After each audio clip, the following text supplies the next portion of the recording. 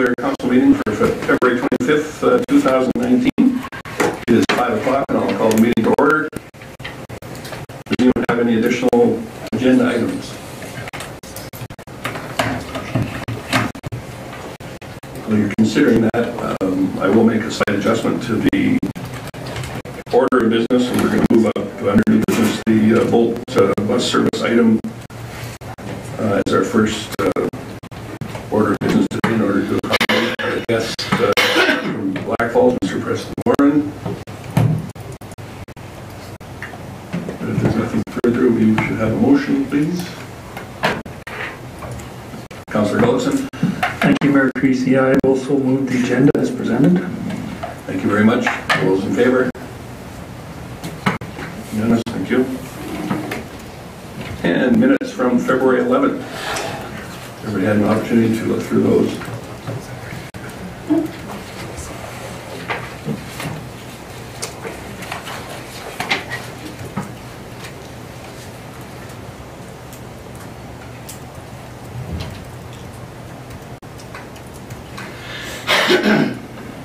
Councillor Hibbs? I'm not aware of any errors or omissions, so I would go ahead and move that we adopt the minutes as presented. Thank you very much. It's probably an indication of the excellent job that was done by Deputy Mayor Gullickson in that meeting. Thank you. I finally got to review it after a couple of days of some interesting service, and then came through, so got to keep up to date on what was going on. So, anyone else? All those in favor of the minutes as presented? Thank you very much. So the first, as I said, the first item up for business tonight is the, under community services, is our our Bolt bus service item. Director Duke, if you would care to start us off there, and I would invite our guest up to the microphone as well.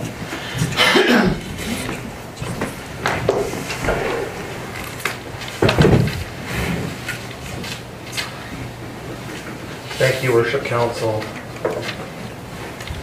So I represent the town of Black Falls administration for this regional committee, and we're here to basically review the council agenda report that's in front tonight and go through a number of service changes and potential adjustments on this service level. Yeah, so primarily this report will present the Bolt Committee's recommendation that was passed on February 4th to Council, and then provide a recommendation for a resolution for Lacombe City Council. So on February 4th, the Bolt Committee met, again, it was its third meeting since formation. And they did pass a resolution which is presented to you here tonight. The Bolt Committee, I'll just review for the members of the public listening, was formed by resolutions of both the town of Black Falls and of the city of Lacombe to explore factors in the current service that may be limiting growth in ridership, mostly to satisfy sustainability concerns. In addition to receiving ridership and revenue statistics, the committee received information from a number of different sources, including Red Deer Transit,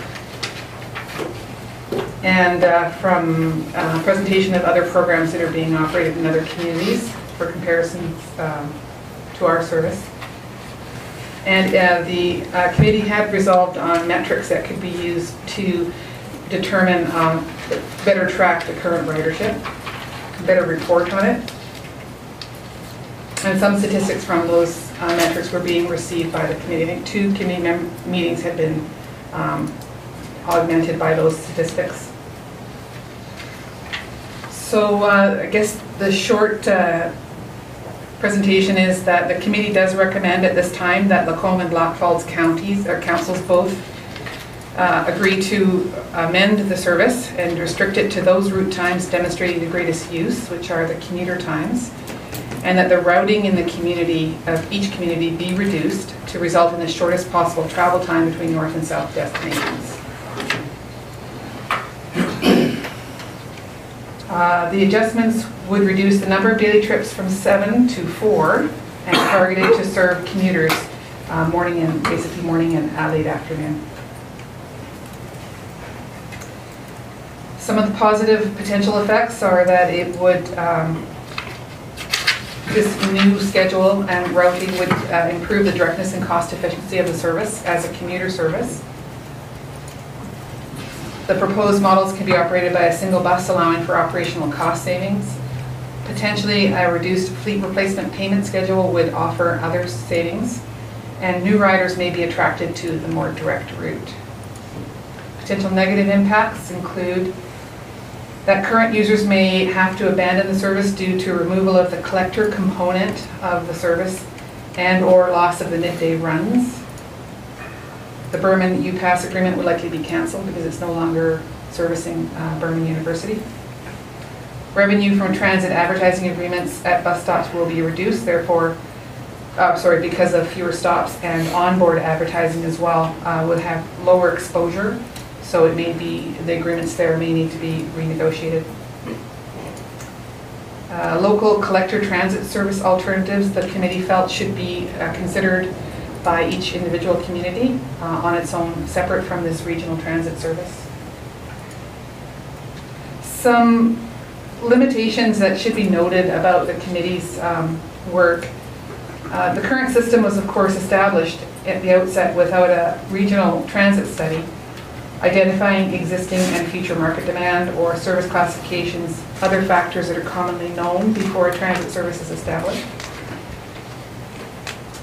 In addition, the Bolt Committee has had to rely on general municipal service delivery experience, some rider experiences that are fairly anecdotal, and use statistics that have not been thoroughly analyzed potentially.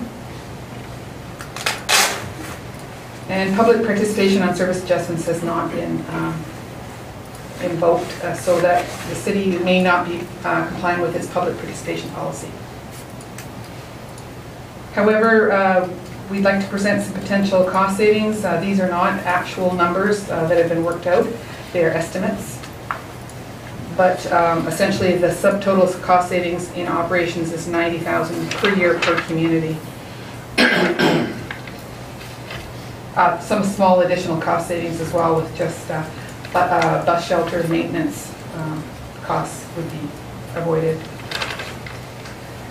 The recommended service change will lower the overall service cost of Bolt, and it aligns favorably with the City of Lacombe strategic goals, which I've listed here, and it does not support, or is not supported by other strategic goals which are also listed here. And then there are some alternatives to the recommended motion that Council can consider there. I guess at this time, Preston, did you want to add anything to that? Oh yeah, I'll just add a couple of things. So I guess one big consideration that all the committee members have been discussing is that the Canadian Urban Transit Association reports that only two factors will substantially increase ridership. So that would be increased frequency of trips and directness of routes, so reduced time of trip. We're accomplishing one of those directives under that idea of growing service, and there's also a 6 and 4 ride option in there. The 6 ride option would be a little bit more similar to the current commuter service level we have, excluding the local service. The other additional note would be that no matter which way this service is changed, we want to be cognizant of some of the professional opinions of CUDA, as well as the City of Red Deer, is that you want to have some sort of a local commuter service to be able to feed into that regional service. And other than that, I think everything else has been pretty much outlined by Director Duke. Just one further comment to that. That is initially why I understand the routing was designed the way it was, the way it currently is that the City of Red Deer had recommended some kind of collector service within your communities to feed into the express service. And not having had anything like that in Blackfalds or Lacombe, that is why this sort of hybrid model was initially designed and implemented, I understand.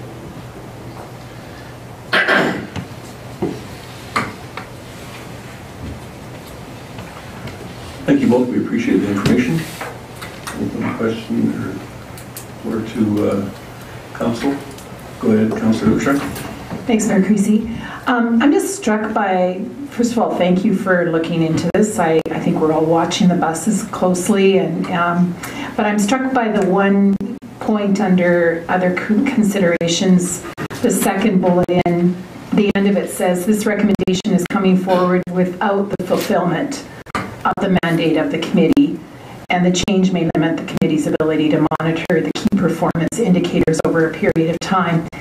I guess I wouldn't mind hearing why we're suddenly rushing into making a decision before the mandate has been fulfilled. I just wondered, have all the options been explored? How will this impact the users that are currently committed to the bus service, and why are we suddenly rushing along? I think so.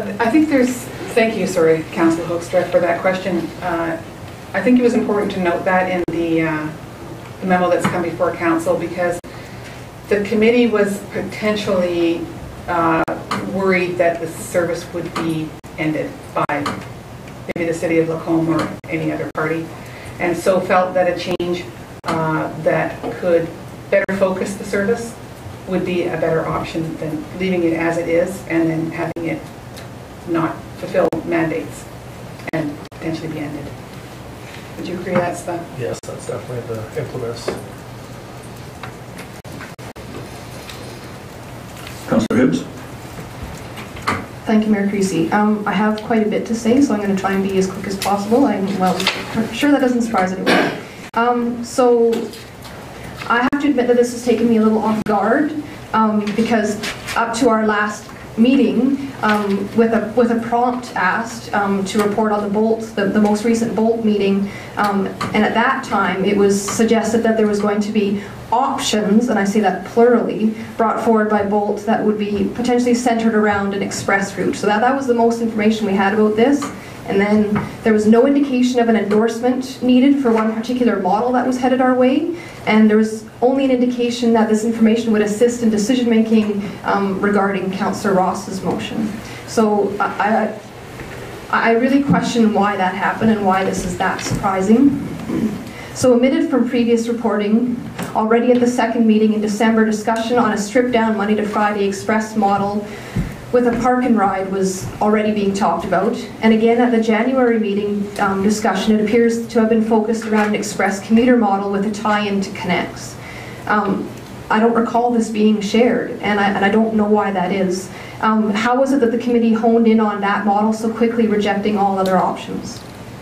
So today we are being asked to potentially redefine the purpose of regional transportation, and should the direction sought by administration, if we accept that, we will in effect be saying that Bolt is only to move people that work a traditional 8-hour day back and forth. With no midday runs and no evening service, it essentially shuts out any other user group.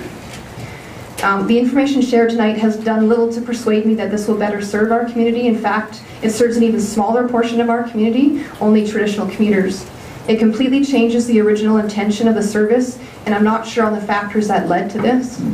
I'll just draw your attention to the original purpose that was told to us why the transit system exists the way it somewhat did, is that there was a desire to provide an affordable public transportation option for those with medical and service appointments in Red Deer. As the investigation deepened, additional feedback underscored the need for regular and reliable public transportation for commuters, students, seniors, and low-income residents.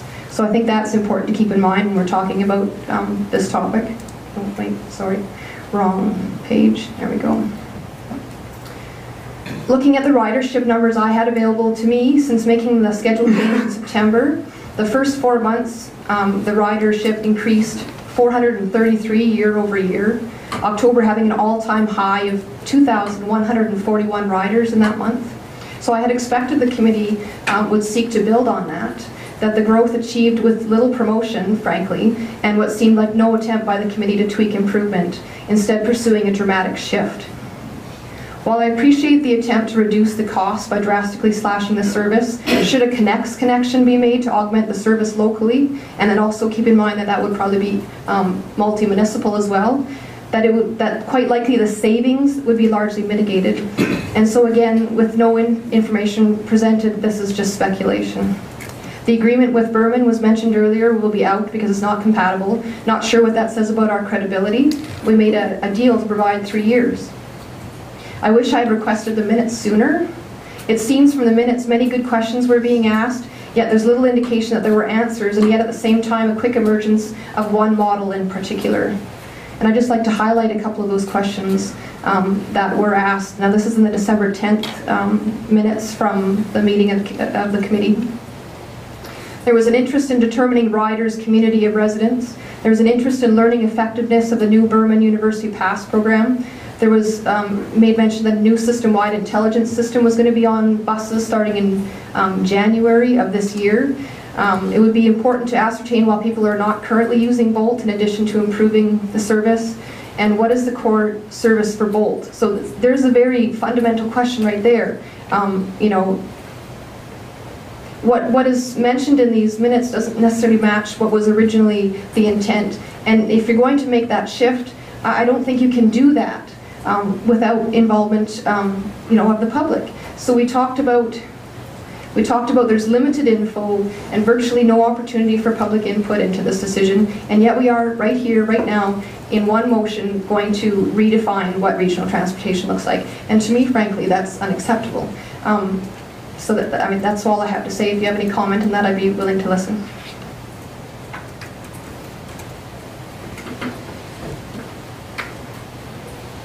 So thank you, Councillor Hibbs. I just want to comment that the staff today are simply presenting the Bolt committee recommendation because one's been made.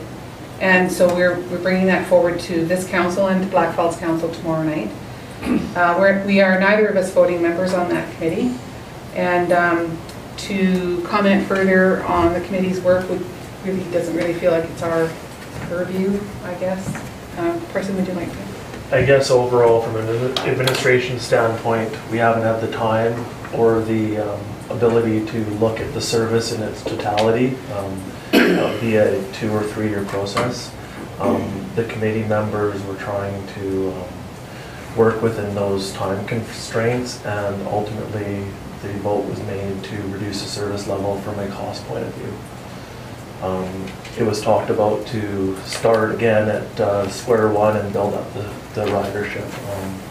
It's not the way we've been moving forward with this service level in the past. It's always been a build it and they will come and they will ride. But again, this is a different way to look at it. So I'd definitely like to hear from the committee members. Chief Cody, did you have something to add as well? Sorry, Director Juke, take my point directly, so. Very good. I just put your light on there, so it's. Councillor Jacobson, go ahead. Sure. So I'd like to speak to some of the things that have been brought up here. Obviously, I sat in that committee, so I'm happy to speak to some of the things. So you're right. There was a lot of good questions that were asked as we went along here, and one of the things that came up essentially was that we realized we don't even have a really good way of getting the answers to those questions. So like ridership from city of origin was a huge one that was asked, and we don't even apparently have the ability to get that information. So how are we supposed to find out, you know, who is getting on Lacombe, who's getting on Blackfalds, how much is this being utilized? The other thing that became quite clear as we were discussing is that this system is trying to solve 2 problems, and it's doing a terrible job at both. And the 2 problems are intra-municipal transportation and inter-municipal transportation. And in doing some more research into this, again, and I can't speak to why this was started in the first place, I wasn't involved then, but it does make mention here that in normal regional transit startups, there's a tremendous amount of consulting work that's done to create a plan, to determine parameters, to determine everything, and we don't have any of that to refer to for this. Okay, this is literally like standing on mush, this program. Okay, and one of the questions we just wanted to answer is, what is the demand for inter-regional municipal transportation? Like, how many people want to travel from Lacombe to Blackfalds to Red Deer for that purpose? And we spent 3 meetings trying to determine these key performance indicators, what that would even look like. And again, like I said, we realized we don't even have the ability to grab that. So the administrator is exactly correct that with Councillor Ross's notice of motion coming forward here, it certainly precipitated an honest discussion, about, the potential viability of this moving forward.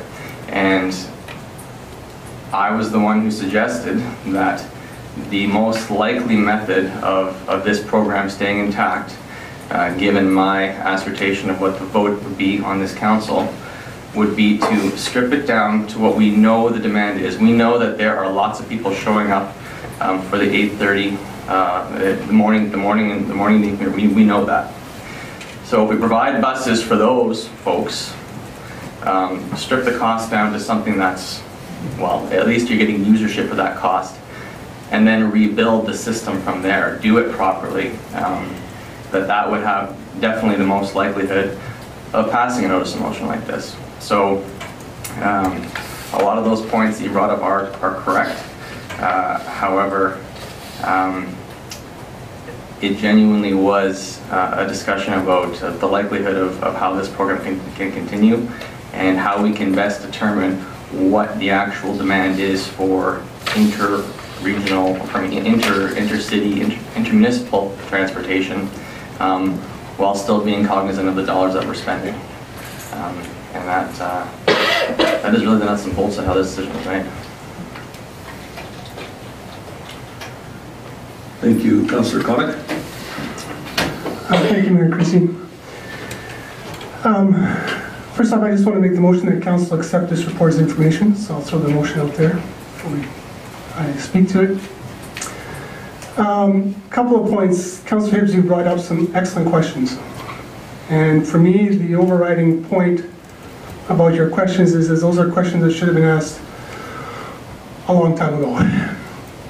One of the reasons I voted against the vote from its inception, and it was even alluded to in the last committee we had, His Worship Mayor Poole even admitted it at that meeting, that the very consultation that you asked about and should have been, that we're looking for now, should have been done right at the beginning. It never was.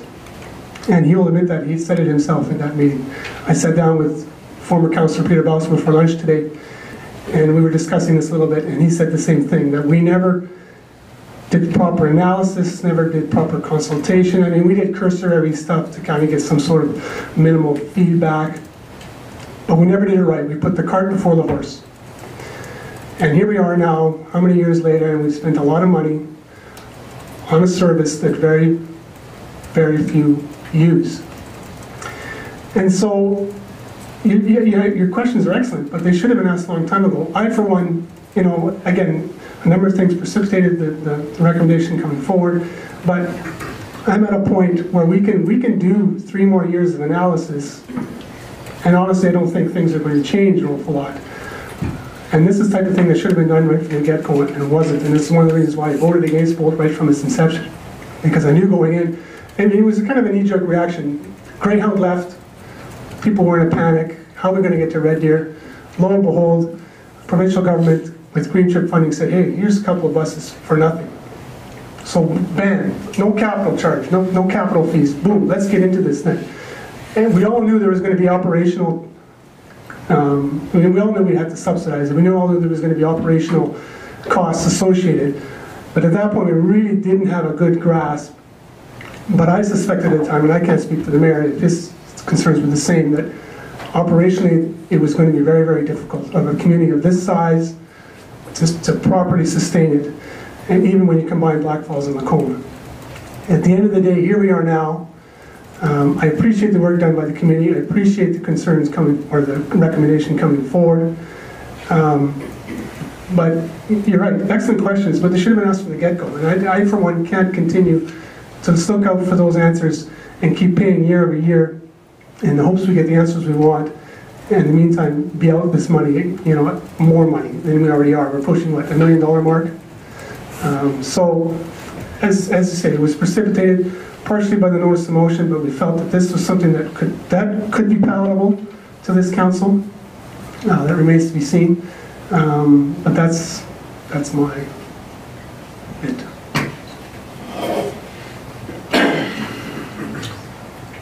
Thank you, Councillor Hoekstra, go ahead. Thanks, Mayor Creasy.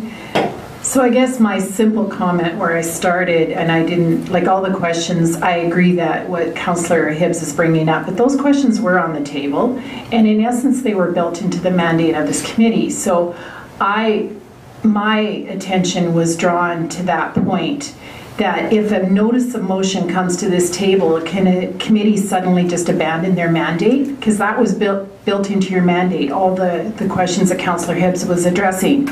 So I guess I wanted you to defend as committee members about abandoning your mandate. Like, is that really an okay thing? Is it okay to abandon the public participation policy? I realize the challenges with the whole Bolt service. I don't argue with some of that, but I really appreciate how Councillor Hibbs reminded us why it came to be, and it wasn't necessarily for the peak times of the day. It was to help our citizens who don't have transportation to get to other municipalities during the day. Are we okay with just abandoning a good look at this service by responding to a notice of motion that came on the floor? Thank you for that. So, lots of good input on this item, and I also appreciate the need for quality data on the usage and whatnot, but for me personally, place of origin or place of residence for the usership of this particular service I think is somewhat irrelevant given the low numbers. Frankly, it makes no difference to me if 100% of the current usership was from Macomb or from Black Falls or from Red Deer. The numbers are so unfortunately low that it really makes no difference in that regard. There are some other items there that would be helpful to know, just whether or not we're prepared to put in a lengthy period of time and costs to arrive at them. I guess I find it a little hard to believe to say that we haven't had public input. I would suggest that the design of the routes and times and whatnot has been done through extensive consultation through our economic development officer and others, and I would suggest that there has been public consultation in this regard. I don't think this was put forward on a whim in those areas, and the uptake has been dreadfully low, I guess is the only polite way to put it, and that's the reason why it's for us once again here tonight. So I do feel for those individuals that have expressed their concern over losing the service, but that's why we're given the difficult job of deciding the direction of that service and how we spend public funds. If the job was easy, anybody'd do it. Councillor Gullickson, you had your light on. Yeah, you expressed similar thoughts to my own on the ridership. I find it so hard to understand why we can't get those numbers, but obviously they're not available to us. Just my feeling on this is that I would like to try this, the new schedule, to see how it works. I'd like to know, is that the majority of our ridership in the mornings? We don't know those numbers even, is that correct? So actually we do have ridership numbers, we do have key performance indicators. What Councillor Jacobs was referring to is the fact that we don't know what our total ridership demographics is. Is it, 10,000 people in Black Falls plus 13,000 people in Macomb? What about the riders in Red Deer? So we've got pretty good key performance indicators, and we've been growing year over year about 2%. So this schedule here, that the riders are all during, the majority of them are within this express schedule, is that correct? So through the chair, this is a service, so as you can imagine, there's certain people that will be impacted by, canceling the Saturday ridership that we just recently did. There'll be even more people that may take up the service because of the evening service we've done now. As you can imagine, if you don't have a vehicle, you're pigeonholed into this schedule. There is no ability for somebody to, other than if you're calling out to a friend to come and pick you up or whatnot, there's no ability to get back in at the end of the day. So that's where we brought the evening trip in, and it's a matter of the service level that we've now created. The ability to ride that is now to a different demographic than it was even 2 months ago. So it's one of those things now where we've done numerous changes or modifications to help improve on the timing in regards to route connections in Red Deer and whatnot. We've done a good job of that, as well as we've tried to reduce the number of hours in the seat when you're trying to do that full ride all the way through. So it's going to depend ultimately on what this new demographic is going to be using the service or not. You say new demographic, or they're not riding it now? I would suspect we have, with the timing of the buses now, we should know that those people are taking that bus to go to college or to go to work first thing in the morning and so on from Macomb. Do we not know that? We've got some of those stats, but as you can imagine, if you were originally going to be going into Red Deer to visit a certain person, and you had to get back at 5:30 versus getting back at 8:30, it's a lot different. Like if I'm riding the bus that might work good for me, but it's not going to work good for the next person. So every time you change the service level, you're changing the people that are going to be utilizing that service. Yeah, and I understand that, and that's what I'm saying is that this change, I hope, is targeting our largest group of users, and hopefully the people that will be using it, such as the people that are going to college or university in Red Deer. My daughter tried to use the Bolt system. It didn't work for her at all to get to college. The timing just didn't work on the original system. And she bought a pass and never used it once, really, because the timing was poor. And the connectors in Red Deer were poor. So these times look way better to me than they were before. And the length of trip is the key part, as far as instead of an hour, you're half an hour. And I think that makes a huge difference, and potentially in your ridership also. So I like this. Thank you. Chief Gowdy? So currently 77% of your trips would occur during what has been proposed for the 4 express routes. I think what Director Warren is pointing out is that some of those trips may be someone who's relying on the midday trip to get home or arrived on the midday trip. Conversely, with the shortened route, there may be people that said, well, 40 minutes is too long, but 20 minutes, that's acceptable to me. And so you could see some growth of new riders, some loss of existing riders. Currently, it's about 3/4 of your riders that are concentrated on the proposed trips. I just wanted to talk about public consultation for a second. There's certainly, is room for more public consultation on this. I think more data would be great. However, to say that there hasn't been any is a little bit pessimistic. We have had surveys, we've had invitations for input. We have 2 public members on the committee as it stands right now, one from Black Falls and one from Macomb. So we do have some public participation going on in the committee at the committee level itself. Thank you. Councillor Ross? Thank you, Mayor Creasy. Correct me if I'm wrong. You said to be savings of $90,000, thus obviously leaving $130,000 from our current $220,000 year cost. Yet, in order to set this up to succeed, there are areas of the city that are not addressed as collection that under the current system, like the Southeast, and the Southeast is expanding. So if you still take into consideration that people that have a need for public service probably don't have a vehicle or medical condition or so forth that need public transit in the first place, then there's going to be the obvious issue of getting to the point of LMC, wherever the case may be. So yet we're creating another whole situation. So if hypothetically to make this succeed, you create a collector system that still leaves the cost of maintaining the shelters. That is, I hear it's approximately $2,000 a month for snow removal from all the bus shelters. Still going to incur per hour cost if we utilize the Connex buses. That's going to add to this 130.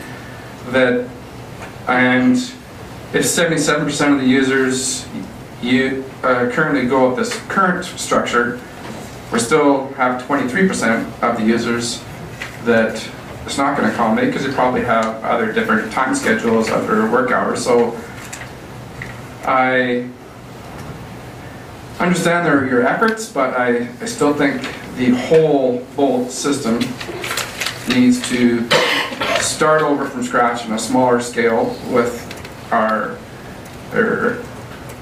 more of a direct accommodate from the Macomb and accommodating all areas of the city in fairness. But the current structure of this system is still not feasible with the cost. It's still not increasing ridership. We increased 597 rides from 2017 to 2018, divided by 365 days is 1.64 rides per day is all increased from 2017 to 2018, which is only a 3% increase. So there has been changes in the schedule to try to accommodate the past. There's always been concerns of frequency in the morning to accommodate more ridership. This Bolt bus has existed for several years, hasn't successfully addressed it. I just think a transit system should have started off way significantly smaller, just like Councillor Connick has brought it forward. So I still don't see the viability under how Bolt currently is. Councillor Jacobson. Yeah, so I just wanted to mention a few more things too that crossed my mind as we were chatting here. I kind of touched on it originally, but I forgot as I was talking originally. So we've had several presentations at the committee level from transit experts, both from City of Red Deer, who's an advisory system committee, and we heard an interesting presentation from the City of Airdrie. And for me, one of the things that really stuck out, especially from the City of Red Deer advisor, is he said, really, the way to increase ridership is you've got to get better connector systems. You've got to get better collection systems within your own community. And it was that really got me thinking about, we're trying to do two jobs at once here. So, and this is where I started to think, well, we probably got the chicken before the, or probably the cart before the horse here. Because really what, and this kind of alludes to what Councillor Ross has said, but what should have happened, and probably would have happened if a proper consultation would have been done, is to realize you really need to establish, a local organic transportation network first. That makes sense in and of itself, and is supporting local business and all that kind of stuff. And from there, then you can of course connect your hubs to interregional transportation. And it makes a lot of sense that way, because we didn't have that. And that's why we have this sort of snaking route that goes through Lacombe and even less stops in Black Falls. And because we don't have any of that, it just makes it extraordinarily difficult to try to meet the needs of everybody in any kind of a fashion that's even remotely sustainable. And I certainly, I was not aware that the original intent of Bolt was to provide access to people with medical needs to Red Deer who don't have a ride. And that, again, I certainly laud that, but I would certainly fall under the category of someone who thinks that, a system this expensive is extraordinarily inefficient to provide services for those specific people. I think this has to make sense. If this is going to stand any chance of being viable and making it through this real terrible adolescence, this system has to stand on its own 2 feet to serve the population that we know is using it. And as CAO Gotti mentioned, we do know that these times represent 77% of the ridership. So we know that there is demand and usage at these times. Okay, we know that. Okay, and it is extraordinarily unfortunate that these people will, of course, have to figure out a way to get to the collector point if this, in fact, goes through. And this is the local council, whether now or down the road. But even if that is extraordinarily inefficient, we will at least have a concrete method of really determining what the demand for this service is. because now we don't really know, because there could be many reasons why they don't get on. I mean, it was a great point, you know, someone who gets on in Black Falls is going to have to wait for 45 minutes to get to Red Deer because of the snaking road and on some of the routes, right? So, you know, there could be many reasons why they didn't get on. And starting, I mean, this is about the only method, or pardon me, this is the only thing that we know that there's demand for, these time slots. Everything else is just conjecture. And certainly doing more consultation is viable, but then we also run into time constraints. You have to understand, we're already a year into this 3-year commitment. Okay, by the time we can even figure out changes to make and do things, it would take almost a year to implement that through the system. And then we also found out through the consultations that it takes about 18 months to monitor a change in a transportation system to see if it's even viable. Okay, so by the time, even if we decided, even if we had all this consultation done, we knew exactly what the public wanted without a shadow of a doubt, and we managed to put together a plan to implement it, we would have to do it like right now to have an answer at the end of our 3 years as to whether or not this change is viable. So we're really just kind of triaging this whole thing here, honestly. We're triaging with the tools that we have available to try to come to some sort of common ground between the political wills of 2 different municipalities and try to, again, like I said, see if this service can survive its adolescence. Councillor Connick. Well, thank you, Mayor Christie. I just wanted to comment to Councillor Hoekstra's comments that we've somehow abandoned our mandate. I wouldn't say we've abandoned our mandate. I think our mandate changed. I think everyone going into that committee, the overriding question was, how do we increase ridership? And you can do that. But the way you do that is you increase frequency. So you offer more routes, and you offer more into the evening. Well, the problem with that is, so too, your costs increase. And that was always, you know, how do you increase ridership without increasing costs? And I don't think it can be done. So then our mandate then kind of shifted, if you will, a little bit. Then how can we make this system more valid, more viable, or more palatable, or more... And the conclusion was, well, maybe we need to trim it to a commuter. Maybe that's the answer. As Director... Sorry, cracked your name so quick. He alluded to that there's 2 ways to do that, right? And one is to increase or decrease the length of trips. So we've done that. Is it enough? I don't know. But yeah, you can increase ridership, but your costs are going to exponentially rise as well. So I wouldn't say we abandoned our mandate. I think it shifted at that point, and that was, how do we somehow preserve this in some form?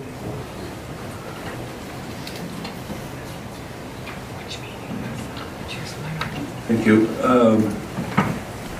It's a little unusual to let someone in the gallery speak, but our Economic Development Officer, you had your hand up earlier. Was there some information that you wanted to add? I think we've covered it off. I think the discussion that the committee had really was focused around core service level, and I think we are saying that at this point as a committee that core service level is really the commuter piece. That is where our core service is at this point. Yes, we're trying to service seniors, yes, we're trying to service students, but the bulk of the ridership is happening early in the day, late in the evening. So we are speaking to our strengths, is what the committee is saying at this point. And again, I think I might disagree with the committee abandoning its mandate. I think we were there to make service improvement suggestions as well. It wasn't totally around ridership increase. It would be great to have ridership increase, but that would just be one of the factors that we would be looking at as well.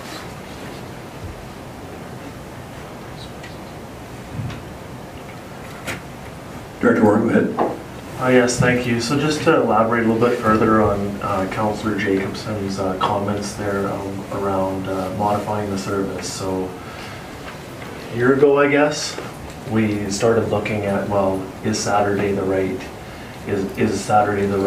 bus to do it? We looked at who was riding that bus. It was literally 10 people, right?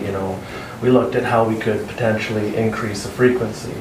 And we've just, in the program infancy of making that change, talk about 18 months needing to monitor it and whatnot. Well, we haven't even had, 3 months, and we're talking about making this change again. A service like this is built upon trust. People plan their lives around the service, and if you can't say to the individual riders that this service is going to stay in this form for X amount of time, you will never be able to review those different indicators and whatnot, because the core service is constantly changing. So I think everybody's in agreement that we have to pare this service down, but the way we do that is still kind of up in the air. The committee's mandate was to develop and monitor key performance indicators, and we haven't even got that far yet. So time is not on our side.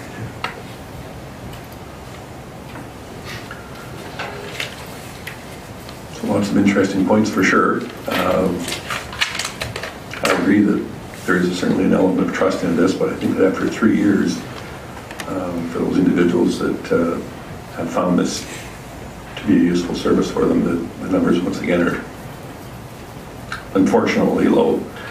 I guess for me it just boils down to a situation for the regional system approach. I find it troubling that we're going to make a substantial change to a system to accommodate employed individuals. And when this was first brought about, I think that most of us envisioned this to be a service for others that required the service, not necessarily as an employment thing. That was certainly to be a component, but to abandon everyone else to the advantage of employment-related transportation is just seems odd to me. But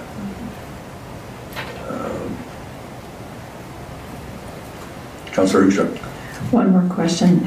So this proposal, though, is it not set up in such a way then that no one will be, like, that it's set up almost to fail because it doesn't have the corresponding inter-municipal transportation? So the 77% of the riders that do use these times, will it just be set up now to fail because it won't go by their house anymore? And yeah, and like if they are employed individuals, they will just say, well, now I'm going to drive.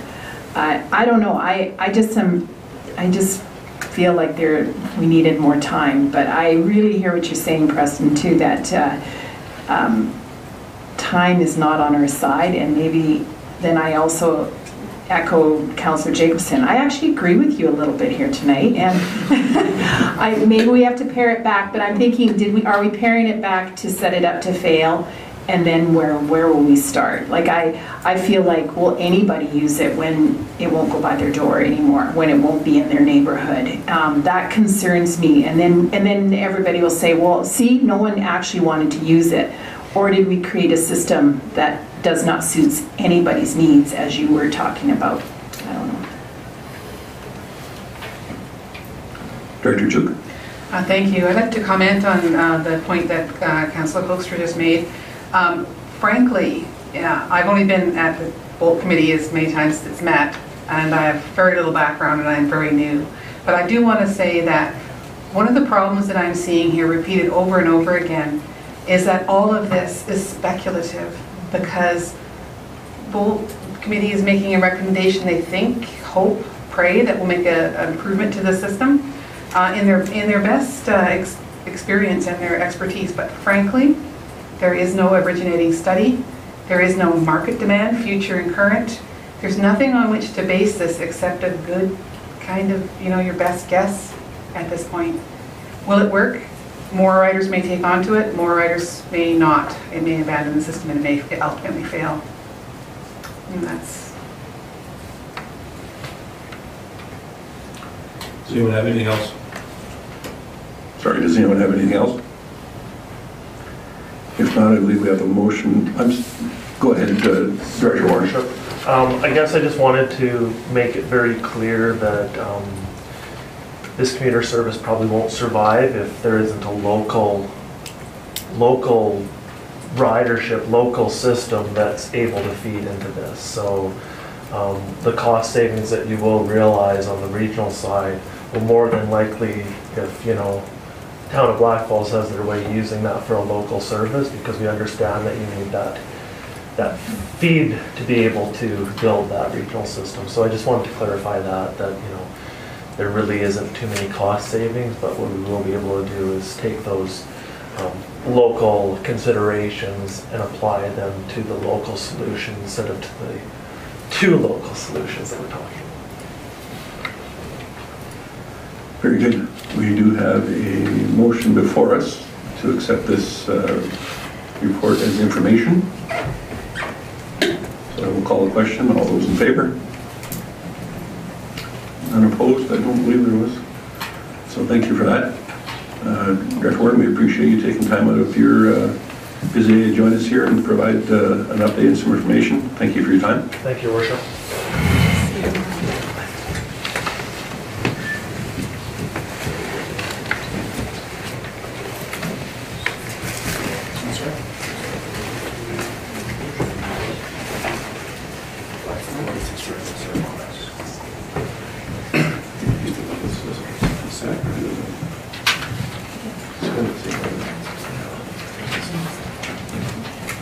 So we do have a second portion under our community services, and it was our notice of motion from previous, and that was originated by Councillor Ross. So if you care to reiterate at this time, please. Thank you, Mayor Creasy. As I've made a motion to direct administration to provide an exit strategy, options of the Bolt bus with consideration of its regional partners and the residents of the city of Lacombe.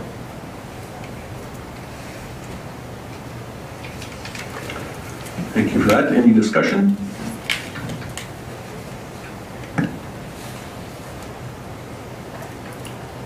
Really?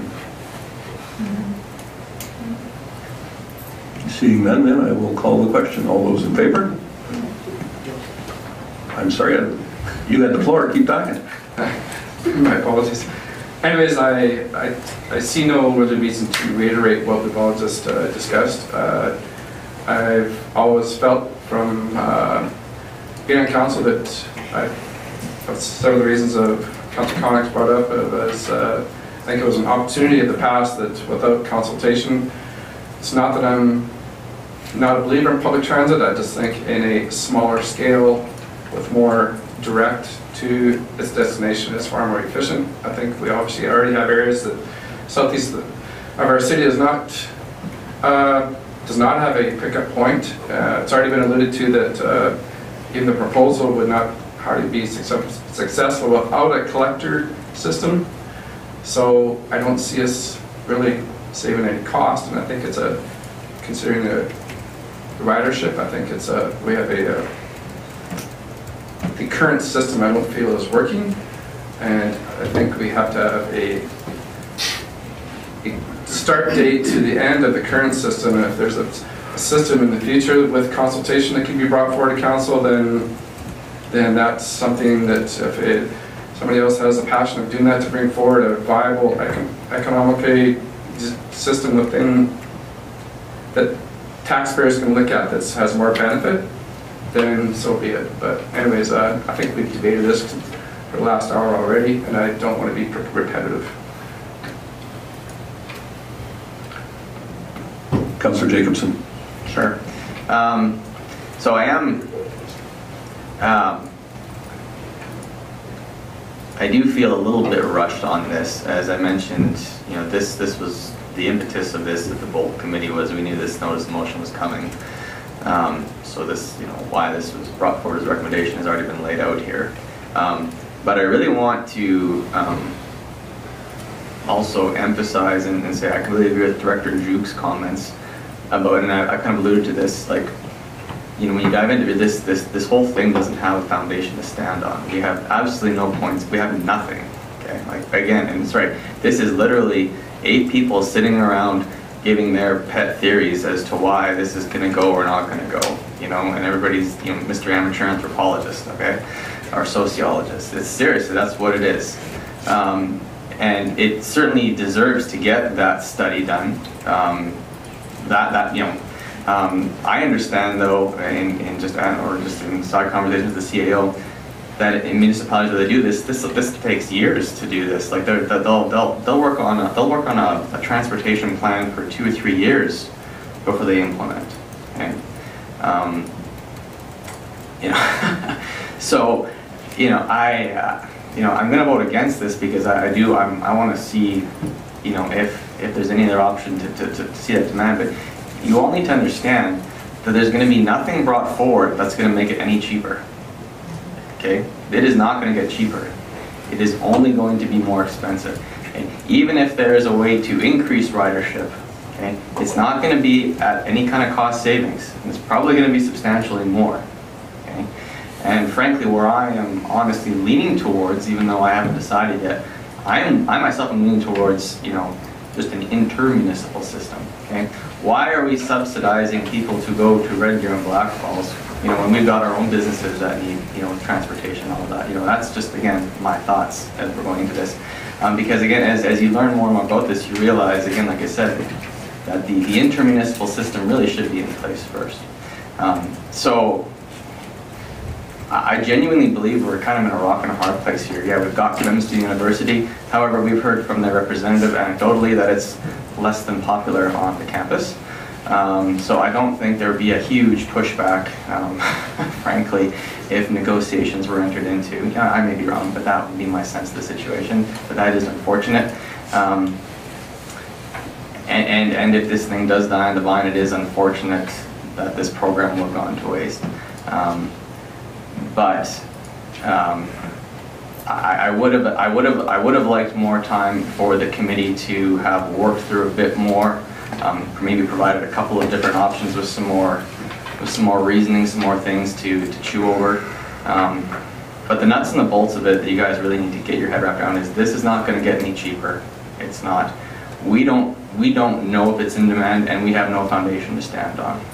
And to get that foundation would probably require, by the time you RFP out and retain a consulting firm and do your study and do all that and get all that, I'd say at least 18 months, and then you got to implement that and monitor it. So we're talking about a lot here, okay? So I'm just adding those comments for some more perspective for council to consider here. And I don't think we need to have anecdotal ridership numbers to say that ridership has not increased the way that we would have hoped it did, because this last December our ridership numbers were the lowest they've been since the inception of the service, even with Bergen University on board. So we do have some hard numbers in regards to that stat as well. Councillor Connick?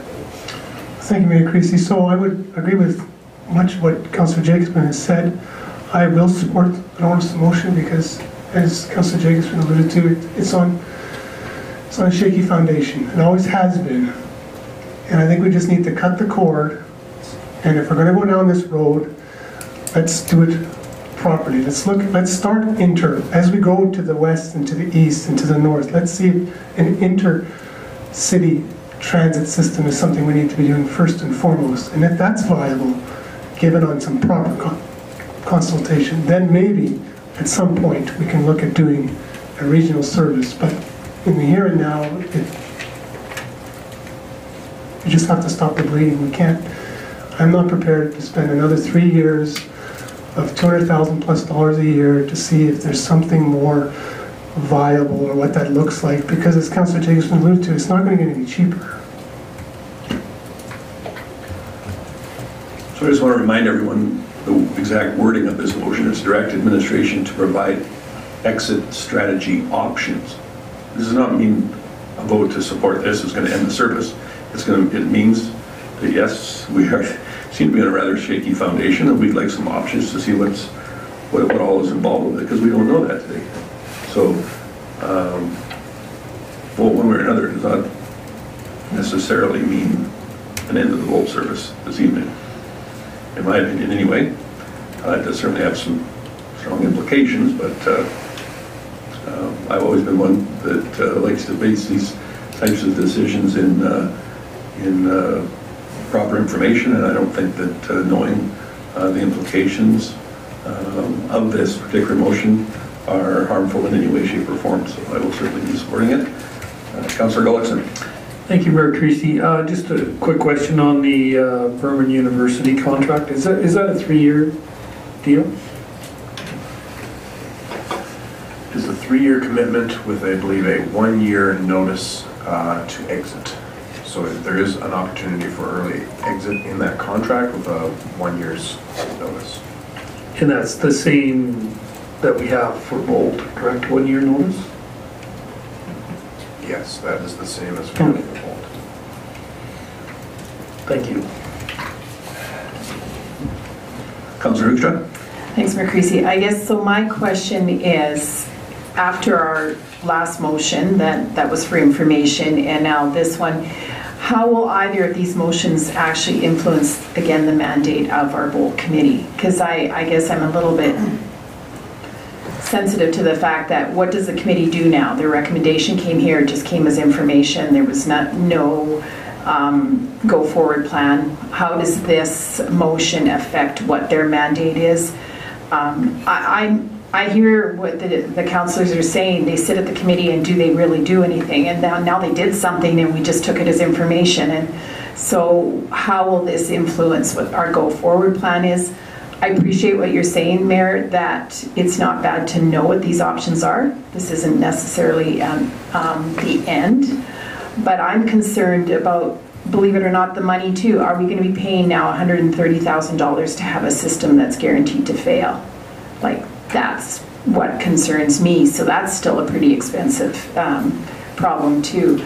So yeah, how do these motions influence the mandate of that committee? I can try to address that. So thank you, Councillor Hoekstra. I think one of the things that will be a component of an exit strategy, any one of the exit strategies that administration can come up with, would be the role of the committee in that going forward. That would have to be part of that exit strategy. We have to brainstorm on that point.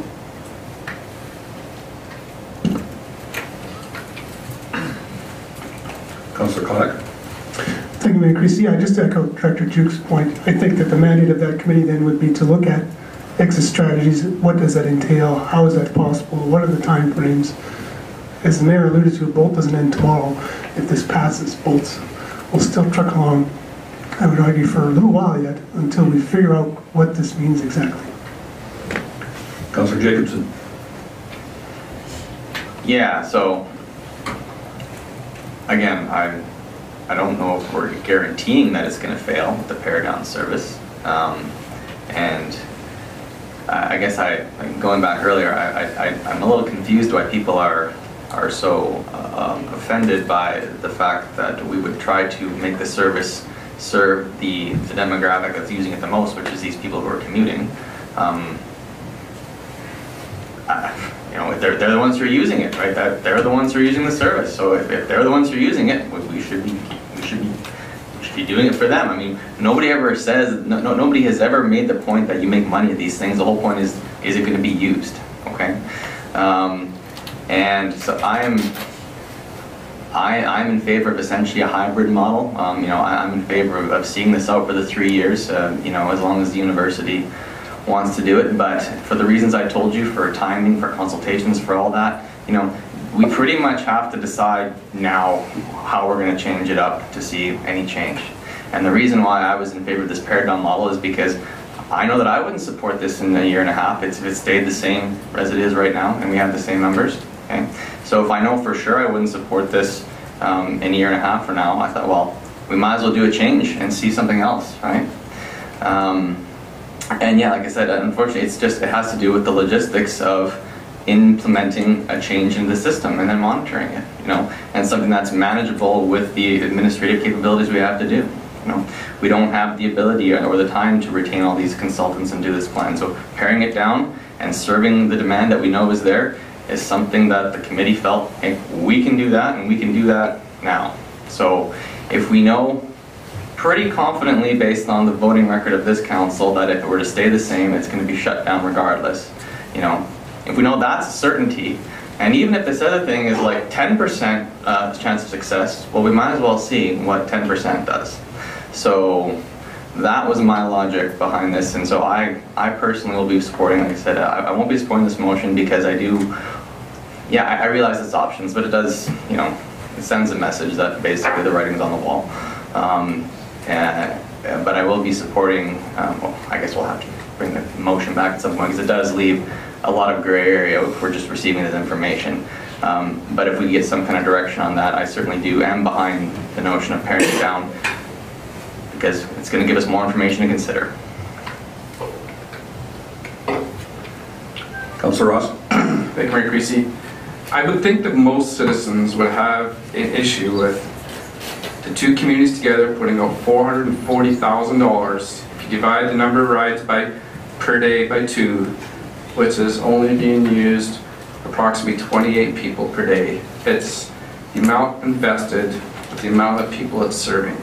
And I think the exit strategy is really intended to eliminate the current system that is not working.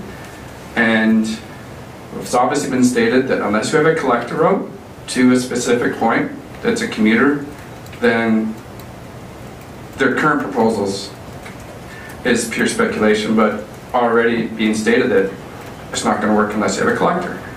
So by the time you add the cost per hour of having a collector system, hypothetically say Conex, that's so much an hour, we're really not cutting our costs down. We're just hoping to increase the ridership. But, so, I guess it's all speculation, like you say, and yet the intention is, I still think there's, correct me if I'm wrong, CEO Gowdy, but there is a process to exit of a date of which, from my understanding, is 12 months. It doesn't say you can't come up with other systems within that 12 months, but the current system doesn't work. Is that true? It is a 1-year notice period, yes, correct. And I would take the development of options for the exit of Bolt to include both a cancellation of Bolt or a replacement of Bolt with some other, whether it's an intermunicipal service or some other thing. That would probably be one of the options that would be developed. Thank you. Councillor Hibbs? Thank you, Mayor Creasy. I was trying to resist commenting because I thought I was clear before, but I think there's a few things that need going over. It had been mentioned that I believe it was December was the lowest since inception. That is incorrect. Close, but incorrect. I also would note again that October was the highest ever since inception.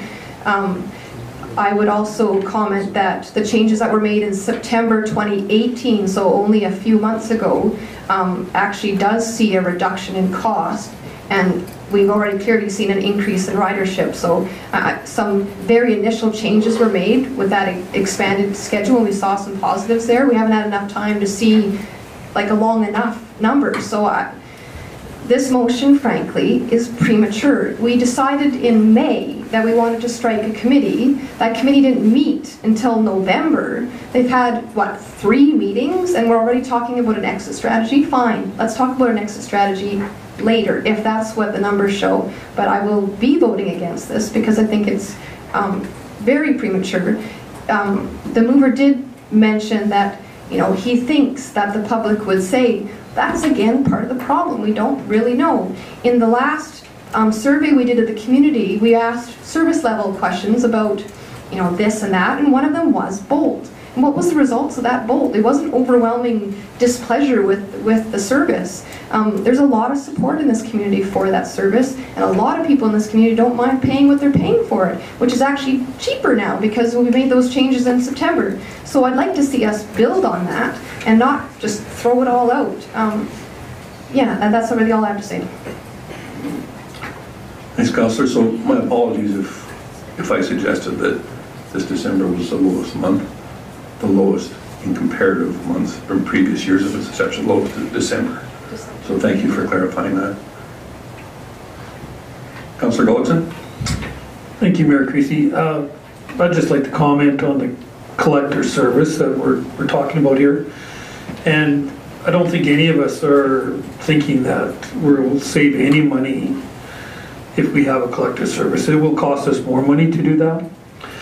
The thing it will do, I think, is provide a service that there's a growing need for us to have that in our community. When you look at the expansion to the southeast and the expansion out west, we're going to have some kind of a system within our community at some point.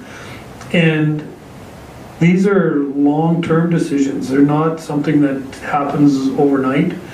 You're talking, studies that take 18 months and then implementation that takes 3 years and before you can even get a feel for it. So I'm in favor of a collector system within our community, and I'm also in favor of the express to Red Deer. I think that serves our need, our main need for our Bolt system, and the collector can meet some needs, especially with our children going to school and so on. Riding the bus to school with a bus pass is a great way to encourage and to build that thought process within them of using public transportation. Because if we don't start when they're children, they're all going to want the F-150 trucks or the fast car or whatever, instead of riding the bus and or using public transportation of any kind wherever they are. So I think that's an important aspect we have to keep in mind and look at targeting that group of young people as the future of any transportation system that we come forward with.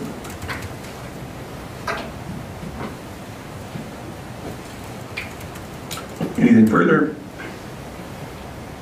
I'll just have our legislative coordinator reread the motion so everyone's clear.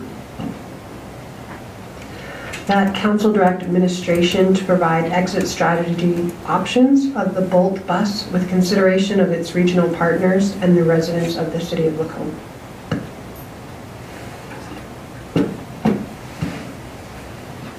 Thank you. I'll call the question. All those in favor? And opposed? So noted. Thank you.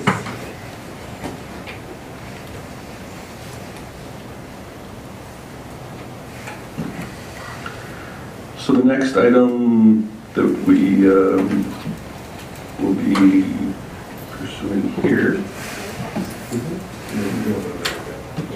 and we kind of jumped over the council mailbox. We'll go back to it.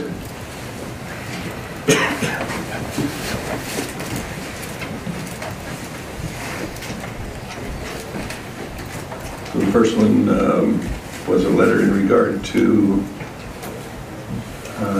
see if there was interest from a councillor to provide some input over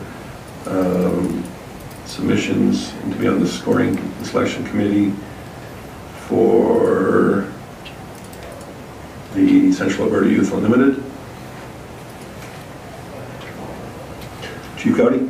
So I would recommend, if you do have an interest in this, that you consider which existing committees would most closely align, whose mandate would most closely align with what's been requested here. And I would suggest that those might be Lacombe District Recreation and Culture Committee or your FCSS board. Did anyone have any questions in regard to this letter? Seeing none, we'll move on to the Parkland Airshed Management Zone letter. I noticed in the letter that they had suggested there was an invoice to close with it, and that was not part of the council mailbox, which was perhaps just an oversight. That is an oversight. Denise, you don't have to recall what the invoice amount was, do you?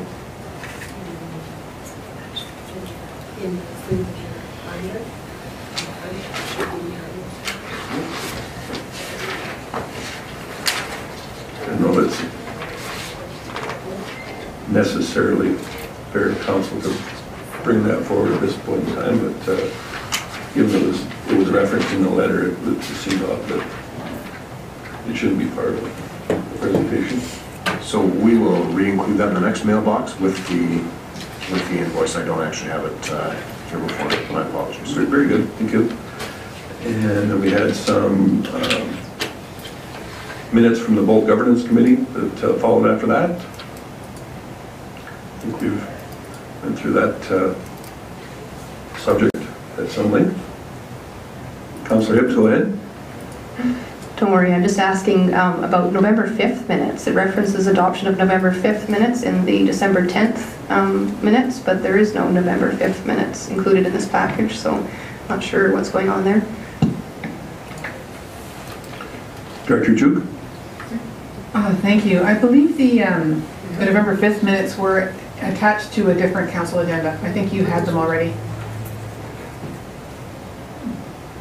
If memory serves.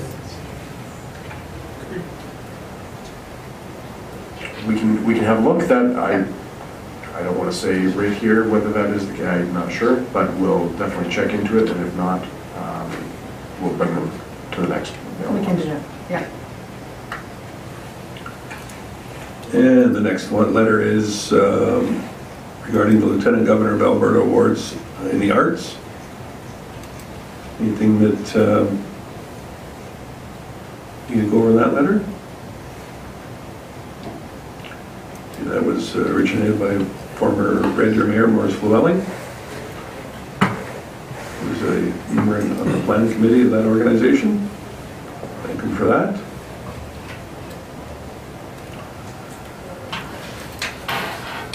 And the next one was a letter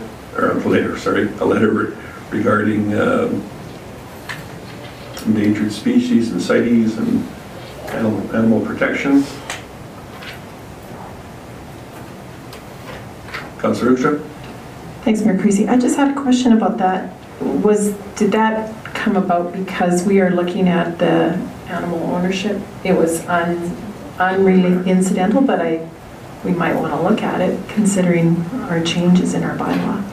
Yeah, at no point through the letter did it reference that. I think it was just coincidental, but because of the way that it was addressed, it certainly is appropriate for it to be included in council minutes. Chief Gowdy, go ahead. So just on that note, when we received it, I did go and talk to Director Pichet, and that is already included in your proposed bylaw, that you have a prohibition against trading in exotic pets.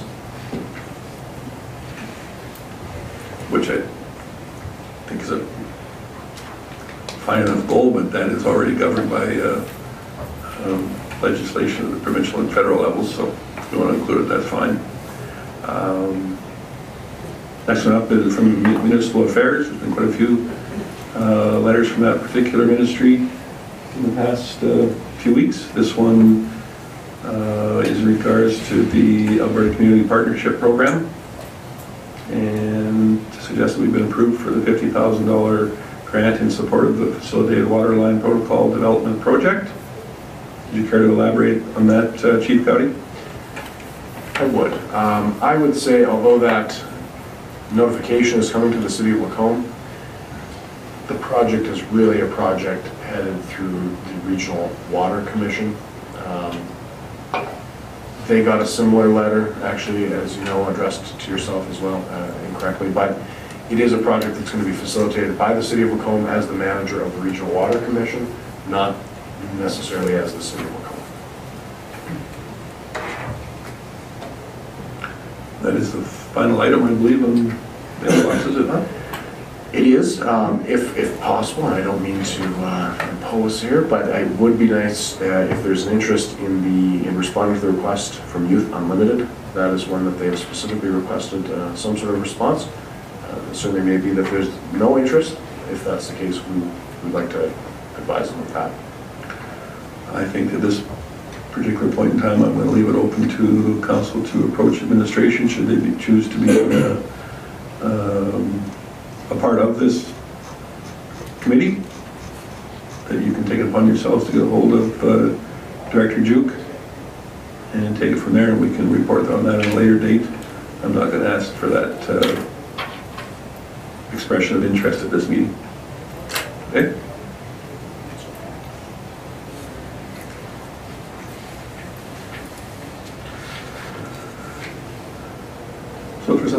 with that, we could entertain a motion accordingly. Director Ju, go ahead. Sorry, Mayor Creasy, I'll just add one point. The letter from the Lieutenant Governor of Alberta Awards in the Arts, mentioning the program that's upcoming, I just want to let the council know that we do have staff working on participation in that series of events.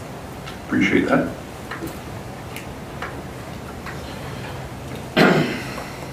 Councillor Hibbs, go ahead.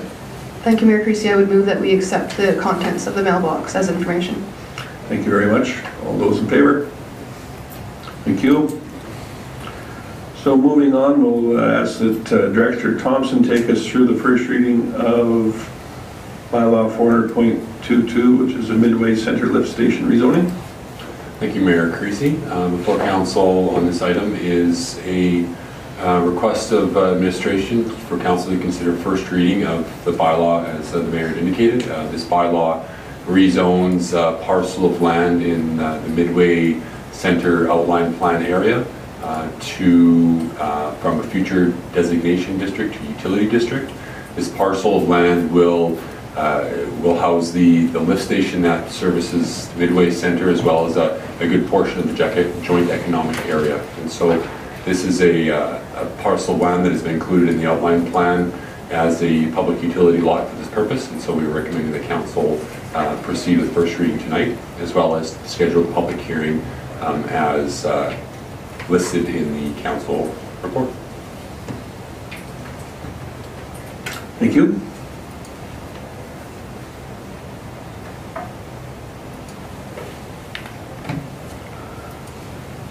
So this probably has been accounted for in the previous plans and whatnot, so this is merely a way of moving things along for the development out there. If anybody care to make a motion? Councillor Jacobson, go ahead. Sure, I move that council give first reading of Bylaw 400.22 as presented. Thank you. Any comment before I call the question? Seeing none, all those in favor? Unanimous, thank you.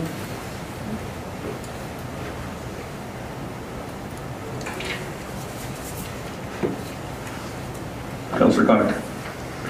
I want to move that council schedule a public hearing for Bylaw 400.22 to be held at 5:30 p.m. on Monday, March 25th, 2019.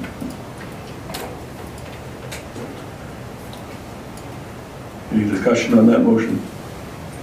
All those in favor? None opposed?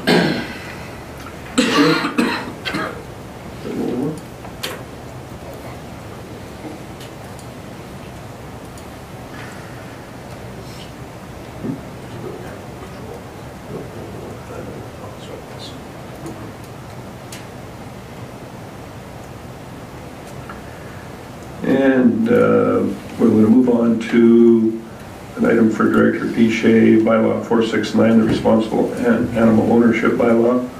So if you could take us through that item, please. Thank you, Mayor Creasy. Before council tonight is third reading of Bylaw 469, Responsible Animal Ownership Bylaw. First and second reading was on February 11th, where council suggested the following changes.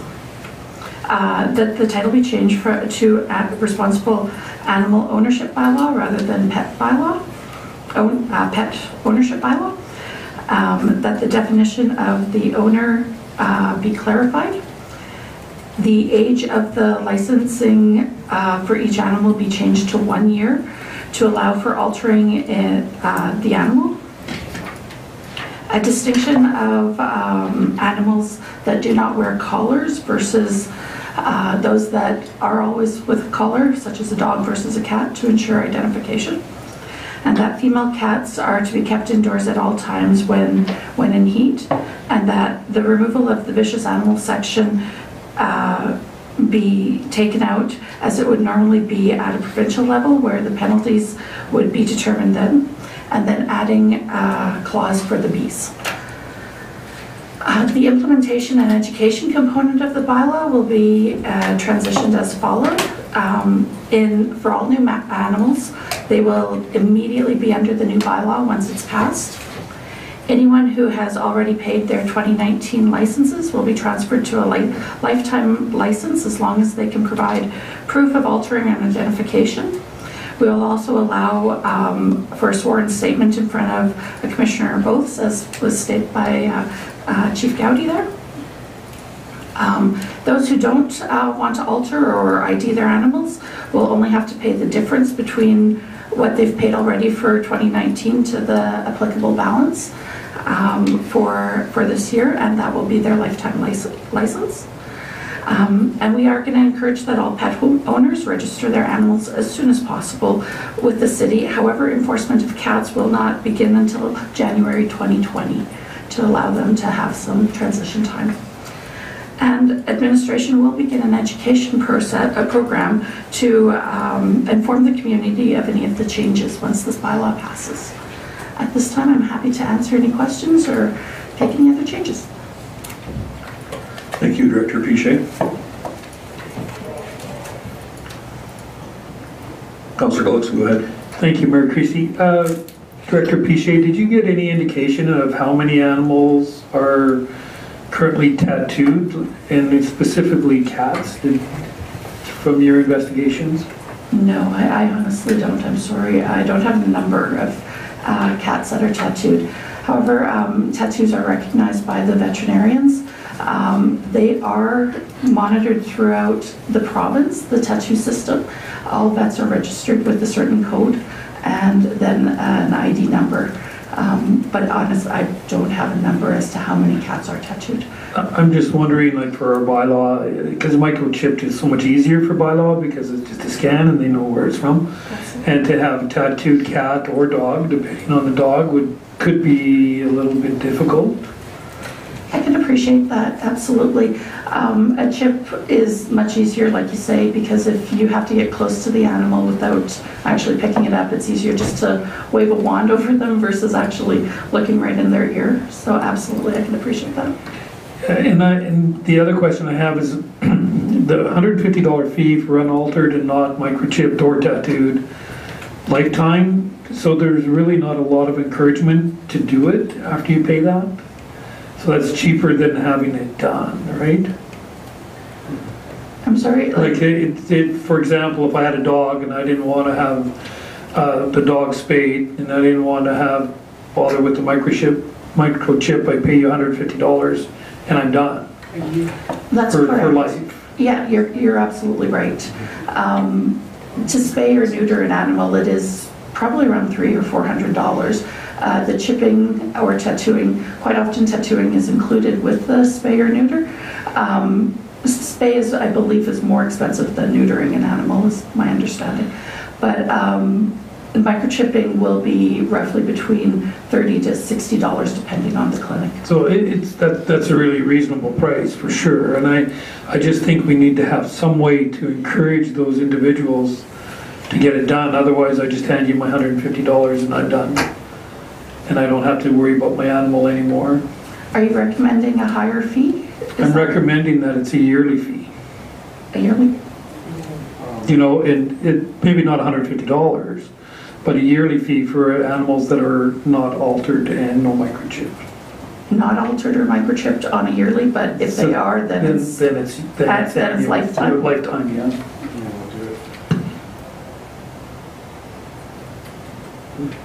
Chief Gowdy?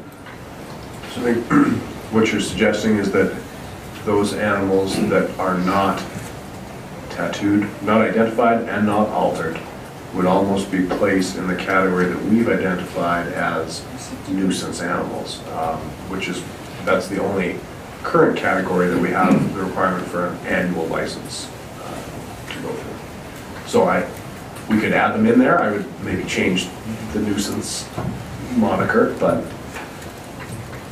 Well, I'd like to see a way of encouraging them to get microchipped at least. And that would be part of that. I mean, I understand some people don't want to alter the animals because of breeding stock or breeding animals or whatever. So I think to encourage them to get the microchipped so they can be identified is the key to this whole bylaw. So I think we need to have a way of encouraging that part of it at least.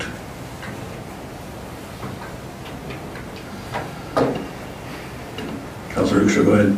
Thanks, Mayor Creasy. First of all, thank you for changing the name of the bylaw. But because of that name change, I was looking at the definition for animal, and now it doesn't include the bees. So in a way, so that definition probably has to be altered because it excludes humans, livestock, and wildlife, and I think bees fell under that piece. So I don't know, that would be my first comment. Then my second comment is around the bees. There is no licensing fee. I know that it's just at the discretion of the CAO, but shouldn't there still be a corresponding fee of some amount for the bees? I don't know. I didn't see them on the list. You're right, we do not have a fee for that. We currently only have one person who is registered with the city to have bees at this point. It wouldn't generate a lot. So. Chief Cuddy? We were also trying with this bylaw to be able to demonstrate to someone who's paying a fee that there is a corresponding benefit that we're able to provide them, and we can't return the bees, or there's no benefit the city's going to provide the owner of the bees for having them come in and give us some money. So tattoo the bees.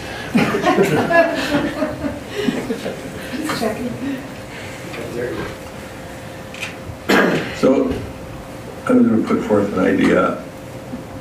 I see that microchipping, much like Councillor Gullis, as being a very convenient way to go about identifying an animal, and I would like to see the tattooing removed as a viable means of identification, at least in as far as changing the pricing and whatnot. I don't think that it should be considered simply because it doesn't make it easy for our bylaw personnel to identify an animal, to be looking in there as an ear, lip, or wherever the heck it is. I think that the chip, we need to provide incentive through that pricing similar to what you've got there, but I suggest that we remove the tattooing altogether.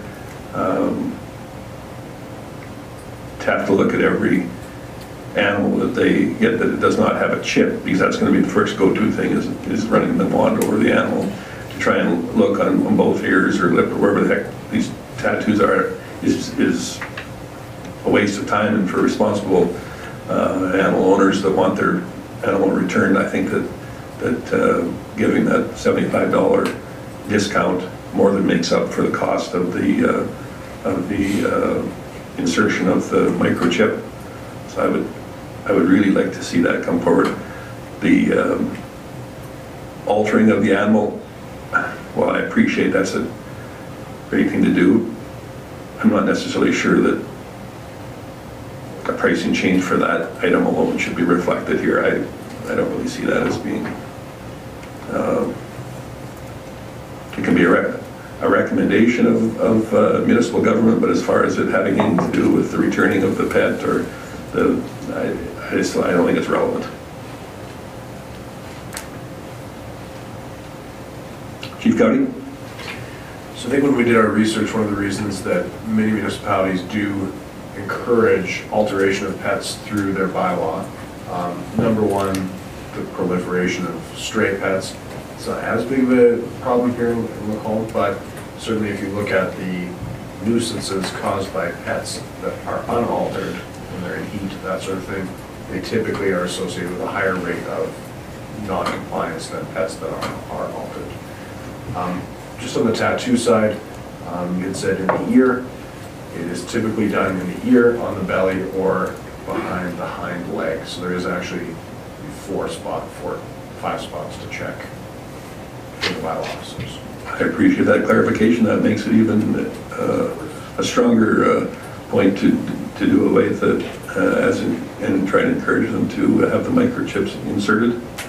So appreciate that. So if in fact that is something we did want to consider, then it would mean updating 336 and I don't know, should we be going through this section by section or page by page, or how do we want to go about doing this? What makes the most sense? So given that it is third reading, what I would recommend is that any changes that are requested, you put those forward as an individual change and hold a vote specifically on that change for inclusion or refusal from the final third reading, which hopefully we would get a vote on subsequent to voting on each individual potential change. Okay, and I brought it up, I'm going to move that item 336 be updated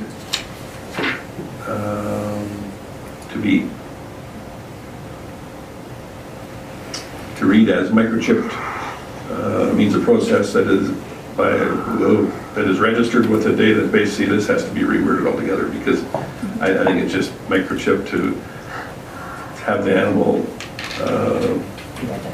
be identified through the means of a microchip device, or however you want to word it. But the part about in the event of not having a tag and all that stuff, I would say remove all of that. Do we have to do third reading tonight? Like, can we not just suggest changes, and then instead of making all these motions for these changes, can we not just bring it back? Like, I don't know what the hurry is to do third reading tonight. Yep, absolutely we can. We would still probably want to see motions to support the direction of these changes. Because I have like 10. Yep. No, I don't have 10, okay. To me, it makes, okay. I think we need an indication whether or not we want staff to update these items. Right, I don't think we need an individual motion for I don't either. change, just a motion to make changes that we suggested. She takes pretty good notes, Director Bishop. She does. So it's when we're changing responsible pet ownership to responsible animal ownership, I think that's one thing that she can just take notes on and have as a package. I would say that the microchipped versus tattooed, for example, is a fairly significant potential change, given that there is likely a number of pet owners, or a good portion of pet owners in the home that have their pets tattooed, but not microchipped. I guess maybe that one specifically, we had some discussion on it, and while it is an advantage to us administratively, for sure, it's significantly easier to do the wanding, and operationally, I do think that from a customer standpoint, there may be some people who feel that they're being unfairly penalized for having chosen the tattoo route versus the microchip implant, which some people may have a moral objection to the insertion of a device into their pet. I think that's why we give them the financial incentive to do so. But Councillor Ross.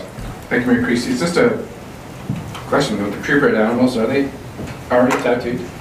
Like, just like you're saying, you almost have to respect that animals are already tattooed. Maybe some purebred animals are tattooed, so they're already somewhat probably saying, why should I go to the expense of microchipping? Yet it is far more convenient for bylaw to microchip because it's rather than trying to identify the tattoo. So I can see some ways that it's already in place, it already serves a purpose.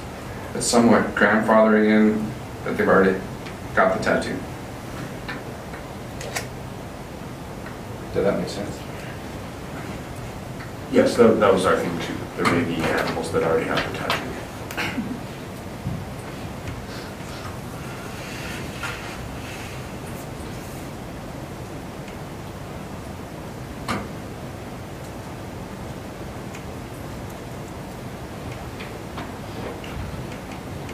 So we're going to remove tattoo and encourage the use of the microchipping? Or no? I would thank you, Mayor Creasy, but I would feel people that don't have an animal tattooed or microchipped will most likely choose the microchip route already because it is more accurate, more convenient. So leaving it as is, you're still somewhat accommodating both, but you would kind of you're almost assuming that microchip's going to be more convenient, which I would think it would. Just my experience of tattooing animals is... It's not an assumption, it's fact. Yeah, I'm trying to have common sense prevail here. Councillor Gullickson? Thank you, Mayor Creasy. I agree with Mayor Creasy on that, because if you're bylaw and you scan and there's no chip, you have to look for a tattoo. And right, so if you're looking for the tattoo, you have 5 locations to look for tattoos. I mean, it's, you know, it becomes more of an issue. I would like us to have a way to encourage people to get microchipped so that we're consistent in our enforcement.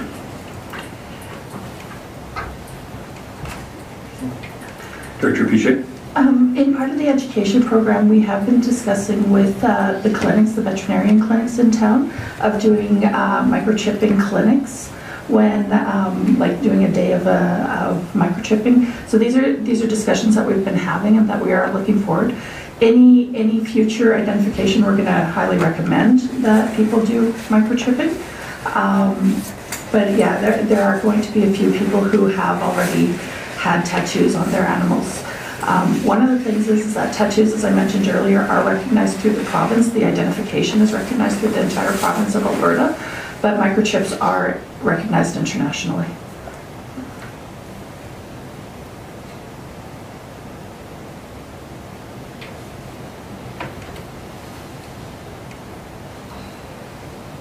Microchips, yes, no? Where are we at?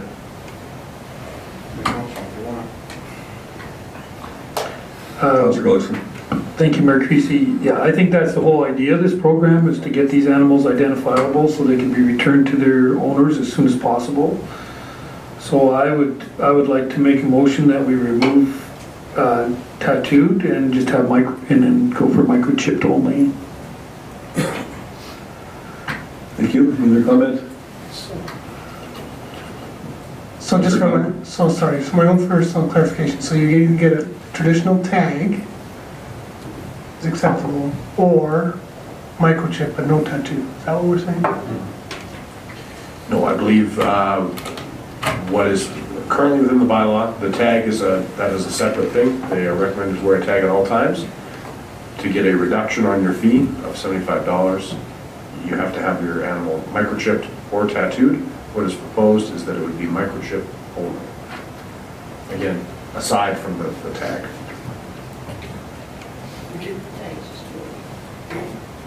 So the tag itself is merely to show other owners that in fact that pet has been registered.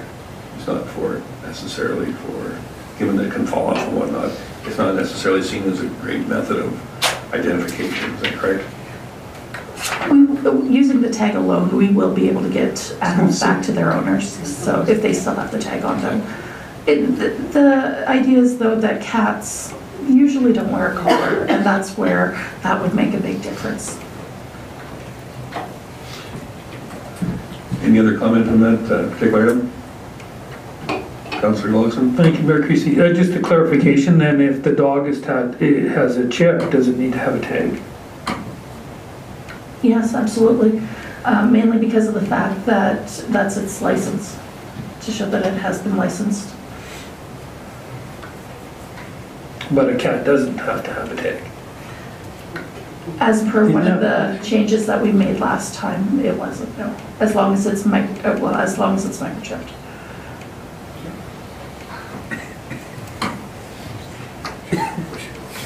If a cat is running at large and there's no identification on the collar, at least we'll be able to find it through the microchip. If it is identified at least, then we'll be able to get it home. If not, if there's no identification whatsoever, it just is going to go straight to the animal shelter. Yeah, and I understand that. That's the idea that if the cat doesn't have that identification, it'll be considered feral. Yeah. And the dog, if it gets loose and it has no collar, is it in violation? But it has a chip. As long as we can identify it, absolutely. We'll get it back to the owner, but there's still a running at large fine that would probably take place. Right, whether it has collar or not. Yeah. Okay.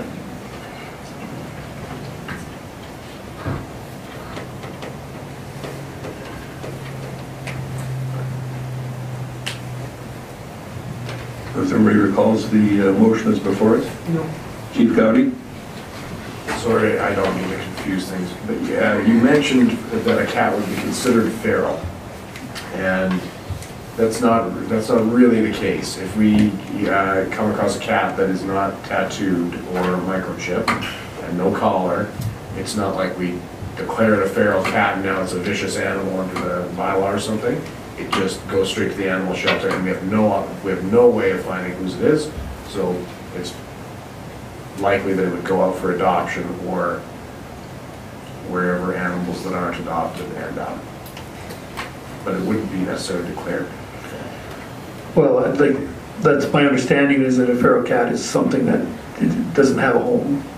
Doesn't mean it's vicious necessarily. There's some domestic cats that are pretty vicious without being feral. Councillor Hoekstra? Thanks, Mayor Creasy. So I'm still back when CAO Gowdy said maybe some people won't want to do both, or like the tattoo and the microchipped, or how will this appear to the person who has gone through the trouble to tattoo. Does anybody have pets here on council? Like, is there a feeling against that that's harmful to your animal to microchip them? Like, I don't have pets. I'm sorry. Maybe I'm not a very caring person, but if I've already tattooed my animal, do I think I'm putting it through more distress to get it microchipped as well? Like, is that something we should be considering? Councillor Jacobson? I can speak to that. I've got 2 dogs. They're both microchipped. It literally takes a second, and they don't even notice it's happening. So, yeah. But I just wanted a clarification, because I think I might have heard you incorrectly. So, if a dog doesn't have its collar, but it's chipped, it would just be subject to a running at large fine? Yeah. But if a cat is not wearing a collar, but it's chipped? As well. Oh, okay, okay, Yeah. I wanted that Sorry, okay, okay, all right. Okay. There's no feline discrimination with that. Everyone's equal. Okay. Chief Gowdy? I was just going to mention that I actually just searched on the People for Ethical Treatment of Animals site, and even they support microchipping as a way to return animals. They think so I don't know that it would be widespread, that there would be some sort of resistance to that. So I think we need to have that motion read back to us. Okay, motion to remove the wording tattooed from Bylaw 469, Section 3.36. We heard that? Any other discussion? All those in favor? Opposed?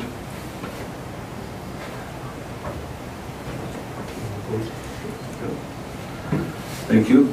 So, any other definitions prior to 3.60 anybody wants to bring up?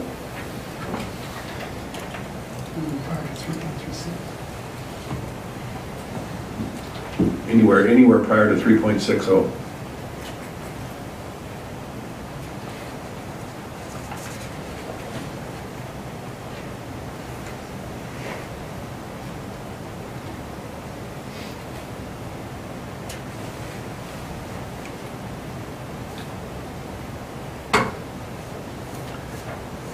Seeing none, I will suggest 3.60 be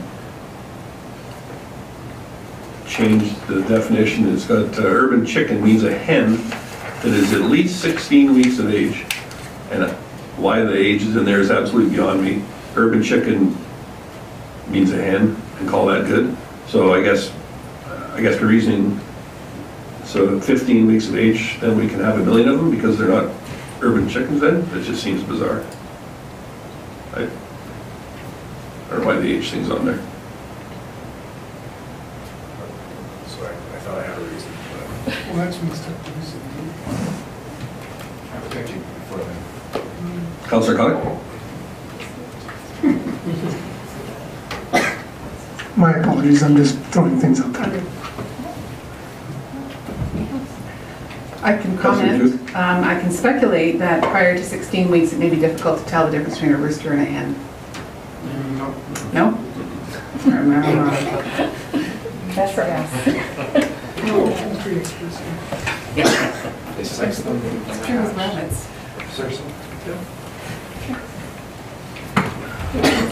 I don't know what experts certainly raise enough poultry to know the difference between a hen and a rooster though. So, is there any opposition to updating that to remove the age thing, to prevent some confusion? So there was none prior to that. If not, we'll move on to the next page. Feel free to speak up if there was.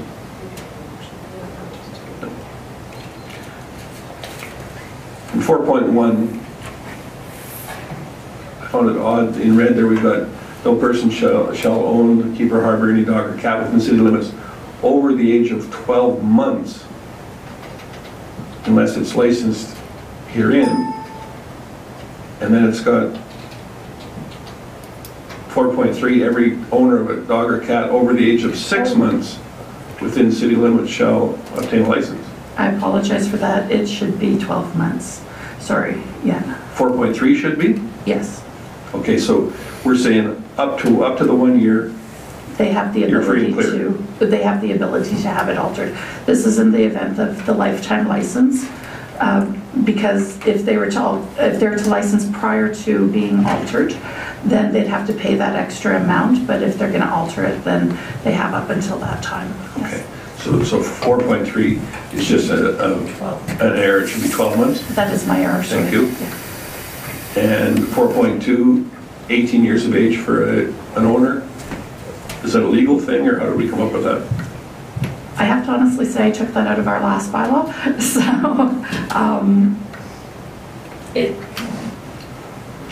We did have some debate about it, because of course, you don't have to be 18 to actually come get a water utility account with the city, for example, or to live on your own. So we did talk about it. We landed on 18 anyway, but we're certainly open to change. I'm just curious if there's a reason for it. Haven't seen the other lights going up. 4.4, no person shall keep, harbor, or have custody of more than 3 dogs or 3 cats. I know the intent of it, but I think it needs to be worded differently. I mean, you can have 1 dog and 1 cat, or 3 dogs and 2 cats, or whatever. It's not have, it needs to be stated up to a maximum of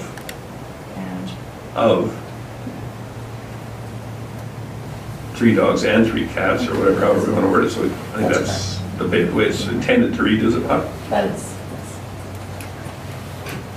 Any on the remainder of that page?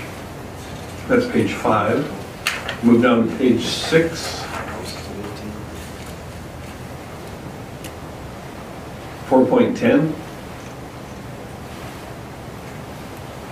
Do we really need that? Because of death, sales, surrendering, donating, transferring, all that nonsense? Can we just say for any reason? Licenses issued under this bylaw shall not be transferable from 1 dog or cat to another, and no refund shall be made or paid upon any dog or cat license fee for any reason. End of story. I would prefer that, but.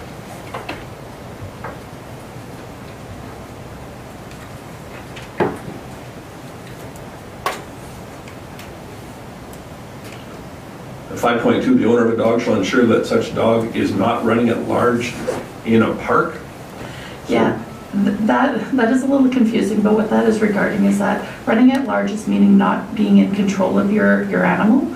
So even in an off-leash dog park, if it's too far away or it doesn't respond to your call and it's getting into trouble, it could be considered running at large in a park. Okay. Given that sounds extremely odd with the dog park, can we not put it under control or something, sort it to make a little better sense of what it was intended to do there? You can make that change.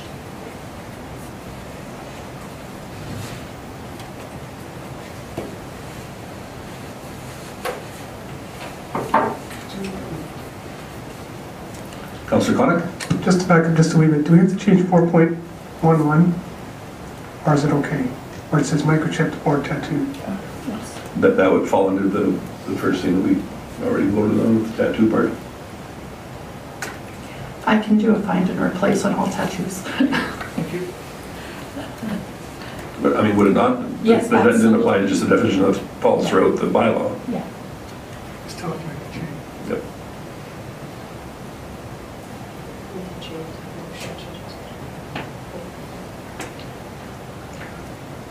5.7, I found it odd. If a dog or cat defecates on any public or private property other than the property of its owner, the owner shall remove such defecation immediately. Can we remove other than the property of the owner? Any of the pet-related nuisance calls we receive seem to be from this, so why don't we just make it so they have to clean up after their pets? Even if it's on their own property, there are still impacts to adjoining properties if they choose not to. I think you would potentially open up the city to a lot of calls because there is a lot of people that, particularly in a cold snap like this, they may let their dog out multiple times over the week and they may be very conscientious people, but what's the harm in waiting a week or two to go clean the property?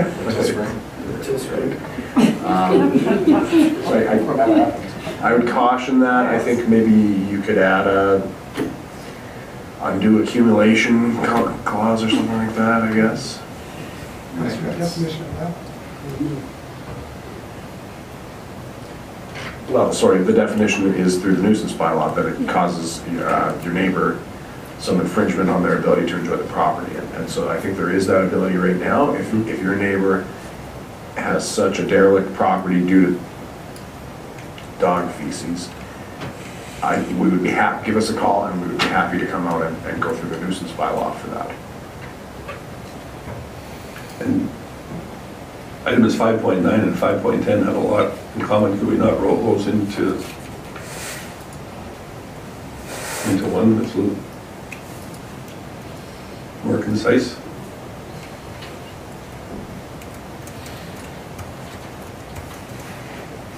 Yes. The first sentence on 10 is the same as 9, really. Yeah. Okay? Well, and further to that, I was going to add that I was trying to pull up the nuisance bylaw, but doesn't it not say in the nuisance bylaw that cats will be kept indoors at all times? Period? Like, shouldn't there just be a separate line that cats will be indoor at all times? We're just referring, it's kind of referring to it in heat, but I'm saying, isn't that my understanding of the nuisance bylaw? That doesn't it say that the cats will be kept indoors at all times? I believe they still have to be on a leash. Is that not correct? Yeah, I'll have to double check. I'm just but- trying.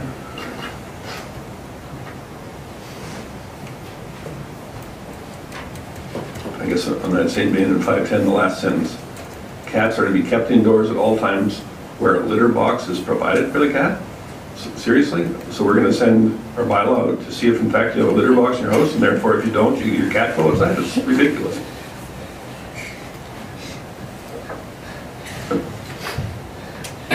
Well, no, that was more about, the way it was worded before was saying that cats and dogs were allowed to go outside, the way it was written previously, except when they were in heat. And my suggestion was, well, cats don't need to go outside, period, whether they're in heat or not, to defecate. So that's kind of the reword that we see. Maybe it's not quite right, but. I appreciate your reasoning, but that's not what it says here now. No, but So previously it said. we need to clean that one up, so to speak.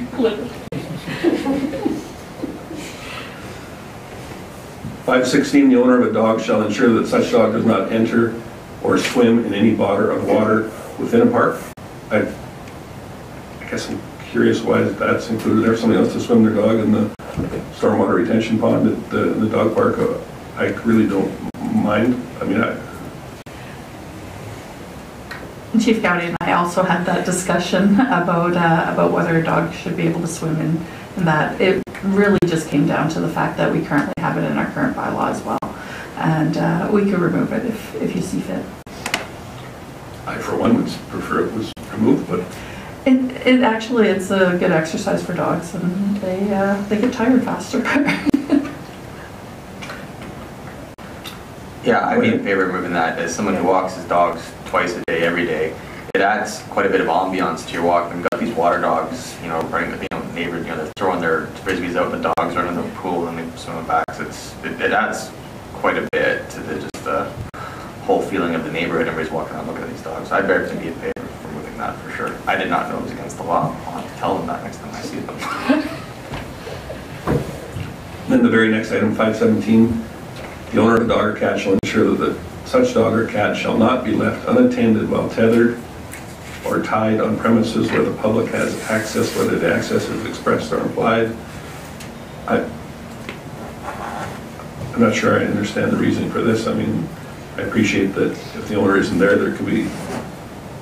That's actually what it is. It's regarding people leaving their animals tied up outside of a store or a premise, like someplace in public access, and just going in and not being part there.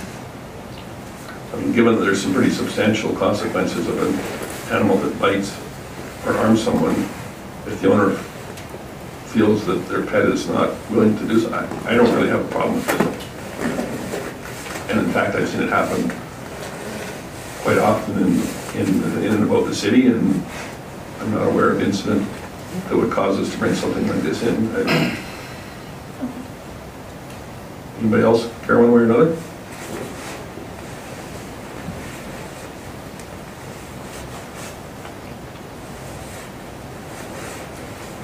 We'll move on down to 6.2. D was the one I would like to see reworded. Nuisance may include, but is not limited to, D, defecating on any public or private property other than the property of its owner. I don't think that, I think it's the cleaning up afterwards that's the issue, not whether or not the animal chooses to do its business on public property, because that happens all the time. Just the cleaning up is not is the goal of that one, so we could clean that up.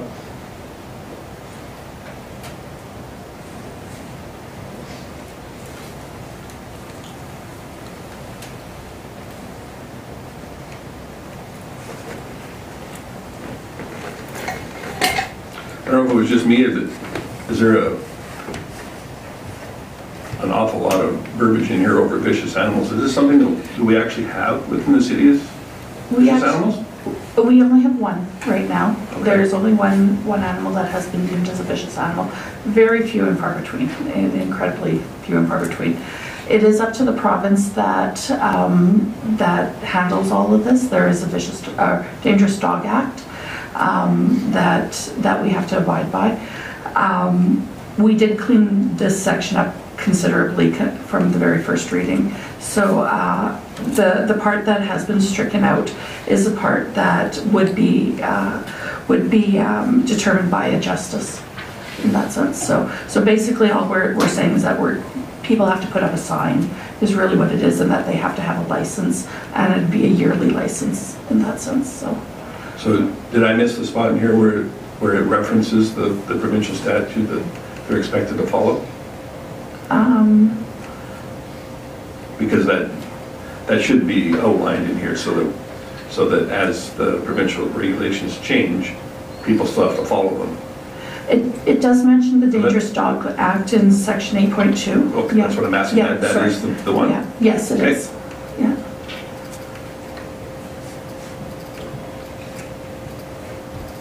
We also have any moving down the sheets through sections 10 or?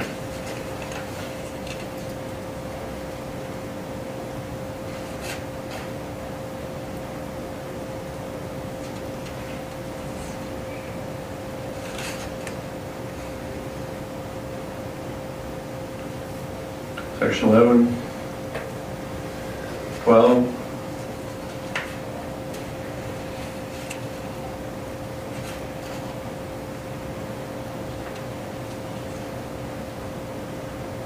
$13, $14.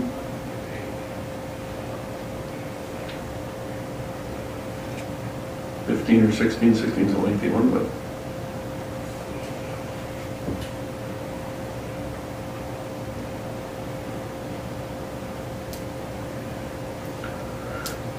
We've given a few updates and alterations there. Is there any at all that we neglected to go through that anybody wants to see completed prior to the next time this is brought forward?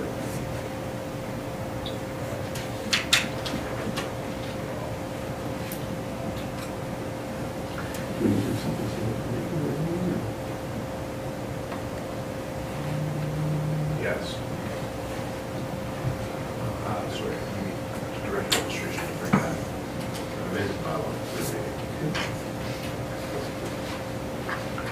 So given that this was put before us for third reading, perhaps we should have motion to direct administration to revise bylaw 469 with the recommendations as outlined this evening. Something along those lines. Councillor Hibbs? Sure, I'll make that motion that we could come back with those changes for third reading. Thank you. Any further discussion on that? All those in favor? Unanimous, thank you.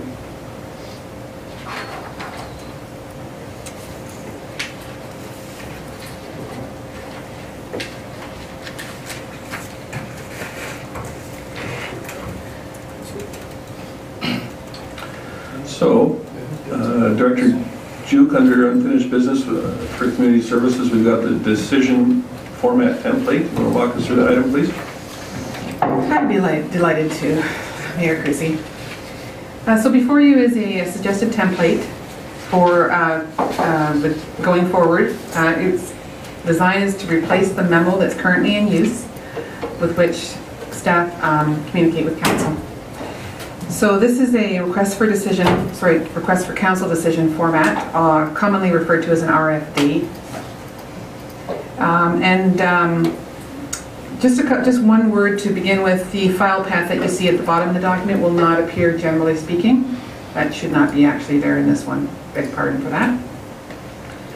So the template is actually structured from essentially the least detailed to the most detailed, starting with a brief statement of purpose, an upfront recommended motion, and also an opportunity to plug in related prior motions for council's consideration as well.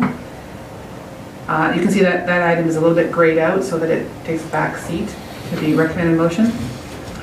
Executive summary is a one paragraph concise restatement of the entire RFD. And then we get into some details with analysis. The items that you see listed under analysis, the subheadings, what may not be in every single RFD that will come before you. Those are primarily inserted there as prompts for staff to consider whether or not these things should be fleshed out in the finished RFD. Strategic plan alignment is set out by itself, as is public engagement or communication strategy. And then alternative motions is another sort of gray box highlighted area. And attachments would be documents that council could review as detail or background in the RFD. A couple of comments, high level. This is the coloration here is the gray that is part of the brand standards, city brand standards for council. It looks a little brown. Partly that's because our printers and scanners are not picking up the color quite correctly. We will, however, correct that to make sure that your RFDs do have the correct color. And I also wanted to mention that as just a little bit of background to this, I did check the Municipal Affairs website for a recommended RFD format. This far exceeds that in terms of its communication to both council and the public. Far exceeds the standards that are suggested there, and incorporates some of the suggestions made by Gordon McIntosh at your elected official training. I'm happy to take any questions, suggestions that you may have on it. So there really is nothing in here that is a drastic departure from our current format. This is just a way of formalizing it and having the different header and sheet on there. I mean, the content is really the same as what we've been doing, correct? That's correct. Under the alternative motions portion, restating the recommended motion like that, and then it says advise an alternate motion. This is just provide alternatives where applicable. It's not a given that there's going to be an alternative motion. Not each time. Typically, there's always a the recommended motion, an accept as information motion, also a direct administration otherwise motion. Those are kind of often in your memos, but sometimes it may just be accepted as information. Thank you. Chief Cody? So specifically, one of the additional items that's not in your current request for decision document would be the communication strategy, the public engagement side that's been added in. This initiative is from your strategic plan. The reason you're seeing a revamped memo format tonight is that section 4.1.3 of your strategic plan, which is to improve reporting between City Council and administration. One of the measures is a newly formatted council agenda memo coming to council meetings. So we wanted to satisfy that requirement. That's why you're seeing this tonight. Thank you. Councillor Hibbs? Thank you, Mayor Creasy. Good. The only thing that I would suggest perhaps is recommended motion. Maybe it should be recommended motions similar to related prior motions, only because sometimes when you have a request come, there are more than one related motion. So I would just maybe change that. And then also I'd like to hear on how you're going to separate that so that it is very obvious that this is going to be a motion required, and then another one is a subsequent motion is going to be required, and that they actually need to be different motions, that is. Sorry, that's probably not clear. So what related motions mean is primarily background. So motions that have taken place prior to this particular RFP that are related or in some way may impact. Yes, I understood that. What I meant is, and the recommended motion sometimes is recommended motions. Like, for example, tonight we moved first reading, and then we also asked for a public hearing. Those were separate motions, although they are related, but they're not necessarily related prior motion. So I'm just talking about the recommended motion. If we can just add an S and then just make it really obvious when two separate motions are required, or three, or however many. Chief Cody? So we'll just number them off. We'll say recommended motion 1, boom, motion 2. That's how we'll. Councillor Uxert? Thanks, Mayor Creasy. Thank you for this. The thing that jumped out at me was this alternative motions piece, because I looked back at the documents we received tonight. That has not been the practice in the past, to have restating the recommended motion or a few motions underneath the alternative motions. Like, sometimes it was there and sometimes it wasn't. So thank you for consolidating that we only need to go to that area when we're making the motions. I know, and now I see CEO. I can't say that now. Mr. Gowdy tonight, he's looking back. I actually referred to it, and I noticed that Chris and I sometimes can't figure out which motion we're on, so thank you for that. I can't even call him for their names tonight. So is there any further discussion on this item?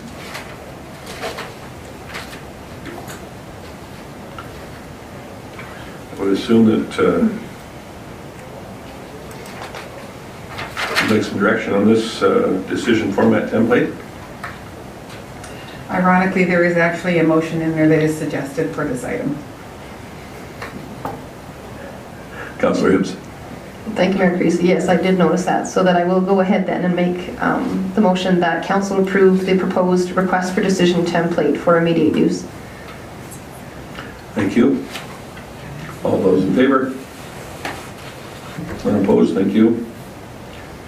Next item, Chief Gowdy, under council legislative, our committee meeting for March 4th. Currently, council has a committee meeting scheduled for March 4th.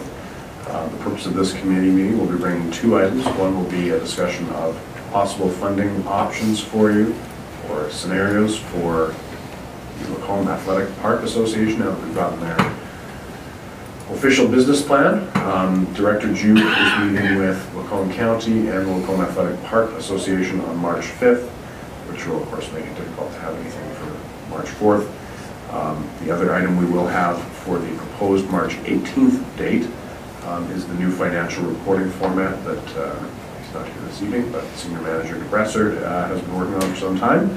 And so that is updated, greatly enhanced, interactive tool for reporting both to council and actually to our public. There'll be a public-facing component where people will be able to see in near real time budgetary expenditures and sort of where we're at in terms of forecast for the year. So that again, that appears in your strategic plan, and we are looking forward to bringing new financial reporting, which will be on a quarterly basis, starting with Q1 2019, and actually for the year end for 2018. So we are recommending this evening that to give us the opportunity to get that material together, that you cancel the the proposed March 4th committee meeting and schedule a new March 18th committee meeting. Councillor Connick. Thank you, Mayor Creasy. Just looking at my calendar, on March 18th, we were invited to Black Falls Town Council meeting to see the presentation from Fog Dog Energy. I was kind of thinking of checking that out, so I don't have a problem rescheduling, just that meeting starts at 7, so I don't know. That or we get Fog Dog to present to us.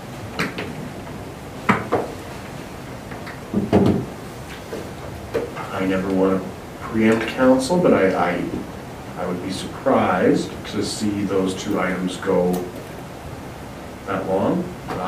The Athletic Park Association recommendation, I expect will generate some discussion. The new format, I expect won't be a lot. And Director Thompson has offered that he will go on administration's behalf to the presentation from Black Falls. So we will have some representation there, even if it does go long.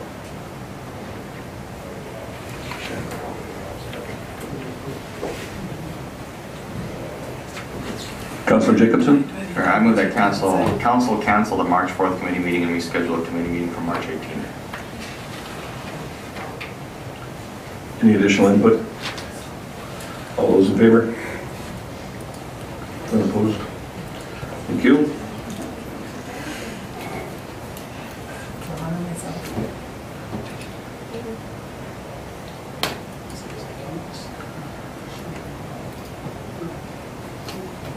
So I don't think that we've missed any items prior to reports. Correct me if I'm wrong.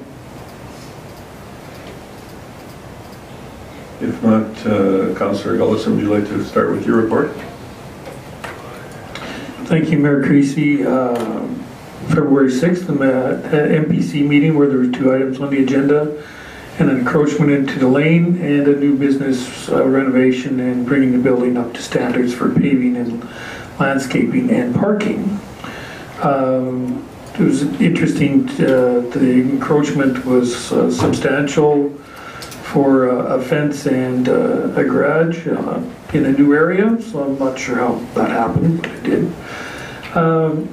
And then the best part of my month was to attend the beach party at the Lacoma Upper Elementary School, where I had the opportunity to read for over 400 children. I'd like to thank Mayor Creasy for being away during that. That was perfect for me. My granddaughter was in the crowd and she didn't know I was going to do it, so it was kind of nice. And this was the kickoff to Family Literacy Month, which I thought was a big deal. I enjoyed it very much.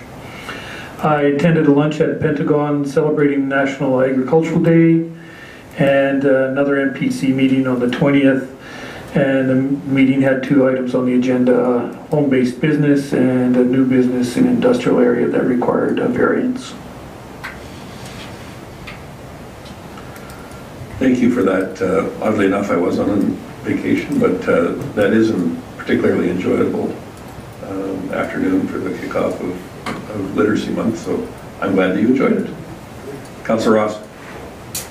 That's what the only activity I had was a Lacombe Days meeting last night, and there was a couple meetings actually this week. That was after tonight's council. So, thank you. Thank you, Councillor Hoekstra. Thanks, Mayor Creasy. I just had the one thing up there, but I've actually got 2 things. So the Rikibitsu Friendship Society met, and there will be a trip this summer, so if anybody's interested in going, that certainly be in contact with the society. That is very exciting. The second thing is, I think all of you received notice from the Lacombe Foundation, the Bethany Group, about the seniors consultation process. So if I think there's a few people in the room that are over 40, so maybe you might want to also respond to the survey, just inviting you to do that. But certainly, if you can share the link on your personal social media sites or whatnot, that to encourage people to respond. Basically, the survey is asking what kind of seniors housing do we want to see in Lacombe, and then will be a public consultation evening on March 14th, I believe. So that's on from 5 till 7 in the county room at the LMC. I apologize for not getting that on there. So that information has been forwarded to our communications people here as well? If not, I suggest you do so. Yes, thank you. I believe Devin sent it to us all, or did I imagine that? We posted it online for the public. I was going to say, I didn't receive it, but perhaps it has been posted online. Okay. Very good. Okay. I'm sure that Mr. Kumar will make it happen if he knows about it. So, thanks for that report. Councillor Jacobson? I only had one item this last period, and it was after the submission deadline, so I'll move that in my next report. Thank you. Councillor Hibbs? Thank you. My report is there. Pretty quiet because I was away for a good portion of what I'm reporting on, but if you have any questions, I'll be free to answer them. Thank you. Councillor Connick? Again, I had a couple things, but I'll put them on the next report.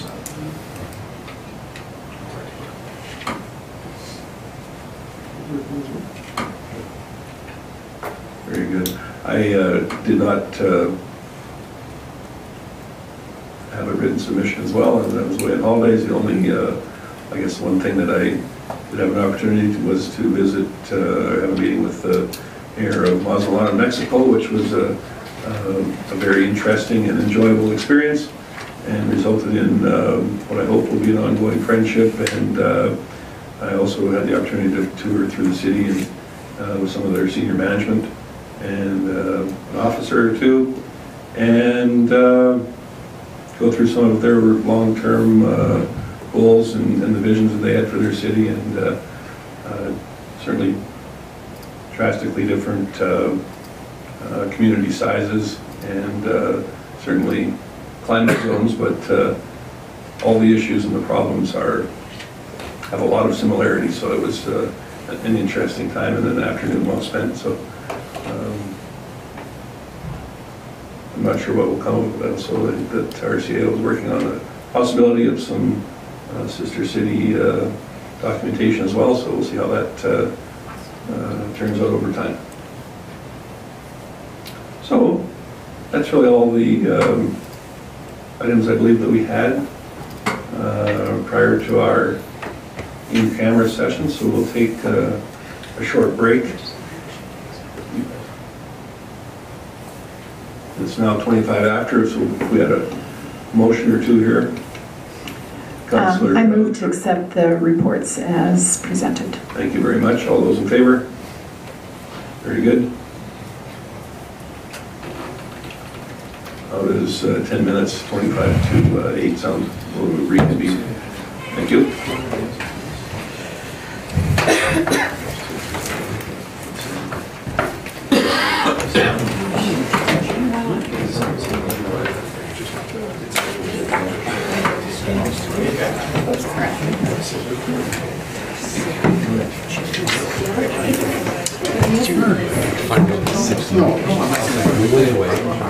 I'm sorry. Oh, did you find it? No.